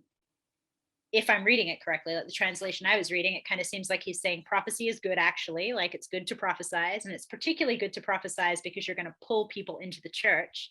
Speaking in tongues is also good, but you've got to understand, people, that if you're speaking in tongues, other people are going to think you're fucking weird and crazy. So like, it's fine to do, but just don't expect it to convert people. That Yeah. seems to be his argument to me, which I thought Yeah. was, it endeared me to Paul. I was like, Paul, you lost me with the circumcision, but like, this is, bless you, you're correct. People Yeah. will think it's weird if you're speaking in tongues, but you should do it anyway. But Hmm. then, I talked to other Christians, and it seems like speaking in tongues is such a fringe practice. It really is only this very small contingent of people in Yeah. certain traditions who are doing that. And it seems like the broad Christian community are like, that's kind of weird, and maybe it's demons. I'm not going to do it. So I don't know. Like, and That's funny. I Maybe asked, it's demons. I asked my friend about this, and I was like, what's your thoughts on that? And he basically was like, well, I don't know that it's really coming from the Holy Spirit. Like, it seems like it might be coming from somewhere else. And I was like, that's valid. I mean, a big thing in witchcraft is, like, certain facets of witchcraft and magic and the occult is what they call like barbarous names. And barbarous names, which pop up in like the Greek magical papyri, which is a super old magical grimoire and text, it sounds a little like speaking in tongues. Like, you're basically Okay. pronouncing these words that are just a string of vowels. No one really knows how to pronounce them, and it's all like, just like wacky stuff. And then you see like the new age people, and if you go to new age TikTok ever, there's all these people speaking in light languages, which are like channeled alien languages, and they're all like, it sounds like speaking in tongues. Yeah. And so, I'm fascinated by all of this. I don't know what to make of it. I think there's a fair argument to be made that it may not be coming from the Lord, but I don't know. Mostly, I'm just really interested, and I'm interested in what Paul was talking about, because Paul Yeah. seems to be like giving it the thumbs up. So I don't know. Like, it's, Yeah, what do you it's think? What do interesting. you Well, think? I grew up in the tongue speaking churches, and Did so you? yeah. So I actually would say that I do, but not off, not the circles I'm in would say that I don't do it often enough. And then I would say like I don't do it often because I don't want to. I don't want it to be fake, and I can kind of Yeah. feel when it's like being forced or something too, you know. And some people, and like, so some people would say, well, you got to pray through that. You just keep praying until it becomes real or something. But then what interests me about it as well is because, so I had and my like great, it was so my grandmother's aunt was actually a witch, and I heard that she actually used to speak in tongues as well, but to like, in not a Christian way. She would pray to other spirits in tongues. And so it Yeah. seems, I'm not sure what to make of it, like intellectually, the concept of speaking in tongues. And I do think it gets perverted, and people can do it like with Totally. anything where it's not actually of the God or not of the Holy Spirit. Right. And then the circles I'm into, there was a thing where like the really charismatic circles would say, like, so there's a baptism into Christianity, and then there's the baptism of the Holy Spirit, and they would say Mhm. you're not baptized by the Holy Spirit unless you speak in tongues. And I don't Really? agree with, yeah, and I don't agree with that at all. And Huh. so there was kind of this thing like, that's the evidence of you being baptized with the Holy Spirit, is you'll start speaking in tongues. And so they'd almost Interesting. kind of, I remember being really little, and it kind of felt like that they would just tell you to just start making up words. And it Yeah, was I mean, that kind very, of puts a lot of pressure on you really to essentially make it up, right? Because otherwise, like, oh heck, I'm not like properly baptized unless I'm like doing yeah, this yeah. thing. Yeah. Yeah, and you want it. And I mean, I think there's probably some utility to that too, because it literally is just I mean, it's rattling off something that's not in here. So I Mhm. think, but to me, I think that's kind of the utility of it, as well as like that. I'm not, um, you're really trying to pray from like an inner place rather than, I don't know, there's a type of childlikeness to it, I think, as Yeah, well, like where you're you're not not so really, much in your head maybe, and you're just kind of like channeling it through. I mean, that's yeah, or it's you're focusing, trying to focus all your attention on loving God well, because and letting it's something flow out of your ecstatic, mouth. right? Like it's an ecstatic practice essentially. Like Yeah, that's what they would say, I think, in the parts of the spiritual community that I've been in, like it's that direct spiritual experience. I mean, that's yeah. very appealing to me. Like I said, I've never done it. What does it feel like for you when you're doing it? Um, it's yeah, I mean, it's in the parts where like I can tell, like I said, where I can tell it's actually like real and stuff. I mean, it's very, I enjoy it. I enjoy it a lot. And I do think it's helpful. Like, I think it's kind of strengthened something inside of me. It sounds weird to say it, I guess, but I mean, it wouldn't sound weird if I was like saying it at my church or something, but Right, it's right. like, to other people, I get that it sounds weird. And I don't know, um I would definitely think I would consider it a great tool, but I Mhm, don't have, so there's also praying in tongues and interpreting. And I've mhm, seen people mhm. do this before in churches, like where and you could totally argue that this is completely made up. Like, anybody can argue this. There's really no way to prove it. Is one person Right, would pray in a tongue and nobody would understand what he's saying, because it just sounds like gibberish. Like, it sounds right, right. like a freaking moron. But then someone else like would hear it, and they'd actually hear it in their own language, or they'd hear it in Wow. English or something, and so then they'd give the interpretation of it. um Huh. and so, like, you could say they're just making stuff up, and that probably happens a lot as well, people just being Sure, yeah. charlatans and like, hey, we're gonna play this trick. But I do think there's a real aspect of it as well. I've heard of people back uh like a long time ago, people would, when they hear you speak in a tongue, like if people started speaking another tongue, they'd try to listen to hear what language it sounded like, and then they'd send you as a missionary to wherever they thought it was. I don't know if That's that so was actually, wild. Oh my gosh. I don't know if that was helpful or not, because I'm like, I don't know what happens when you get there if you just pray in tongues all the time and see if it Yeah, can you works. imagine that? Can you imagine like, well, we think you maybe were speaking French. So we're gonna Yeah, send you to France, see what happens. yeah. Travel the world, see what There is like weird stuff too, though. Like when I'll actually do it, like, though, there's been times where I've noticed where it'll change. Like, I'll be praying and like I don't know what I'm saying, and it just but then it'll change, and like I'll start using different vowels or harder consonants or something. I don't really know why. mm, And another thing that's strange is I have a terrible time rolling my R's, but then mm. whenever I like start praying in tongues, it's just easy. I don't know why. Wow, that's fascinating. How Yeah. interesting. Sounds like I'm making it all up, probably. No, it But listen, you're talking to someone who like I got demons. has right. No, I'm Like just kidding. we're good. We're good. Yeah, yeah. Oh man. Yeah, Yeah, that's so it is a fascinating. touchy subject, though. But and the other thing too is it's weird, because I've met other people too where they've really wanted it, and they and they just would pray and try to pray in tongues, and it just wouldn't be there. And so Doesn't they just happen would, for yeah, them. yeah, yeah. Yeah. But then eventually maybe it does. I don't know. And so yeah, I don't know. It is kind of a touchy subject for some reason. I don't really know why. I guess because it Yeah. feels very new agey and weird, and Yeah, right. But it's so weird because like it does, I agree. Like I think it does seem that way and it does feel that way maybe to people who don't practice it. But then you look in the Bible and it's right there, like in this very conservative book of the Bible where Paul's just like, yes, do yeah, this. do It's this. good. Yeah, yeah. And everybody, like pretty much everybody's like, we're not gonna do that though, actually. Like that's a bit much. Yeah, yeah, yeah. It's weird. I don't know when that developed. When they when they were really pushing against that. And I don't know the reason why. I mean, it feels kind of, I mean, I don't know, I'm just wildly speculating, but it feels like maybe that came out of Puritanism, because that kind of ecstatic practice feels very different to this much more like rigid, structured, puritanical approach to Yeah. Christianity, you know? Yeah. Protestantism gets too wild sometimes. It's just freaking It's, nuts. And there's, I can't believe that I did not realize this, but like somehow I truly didn't, like just true ignorance. But I was like, all Christians are probably pretty chill with each other, right? Like that's fine. And then I like, it's like you know, you open the door to that world and you're like, oh my gosh, like, yeah. whoa, it's a mess in there. All right. Like, Yeah.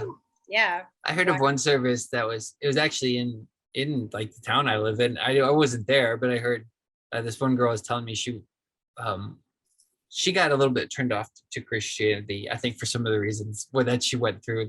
But they had one service and it sounded to me like they were having communion. I don't know if it was probably a Protestant loosely based communion where it's Right. like just Right, bread like and whatever juice up there or something. Episcopalian But they style ended up thing. having a food fight with it. And I'm just like, that seems really wrong on like all levels. Like you should, that's Oh too no. far. Yeah, Too I don't far. know about that. Yeah. Let's just I mean, throw some of the body and blood of Christ around. yeah. And I fine. could be totally wrong. And maybe it wasn't the Eucharist. Like maybe it was just food and they just had a food fight. But even still, it's very strange. Like I feel like food fight in a church is a bit weird, you know. Yeah.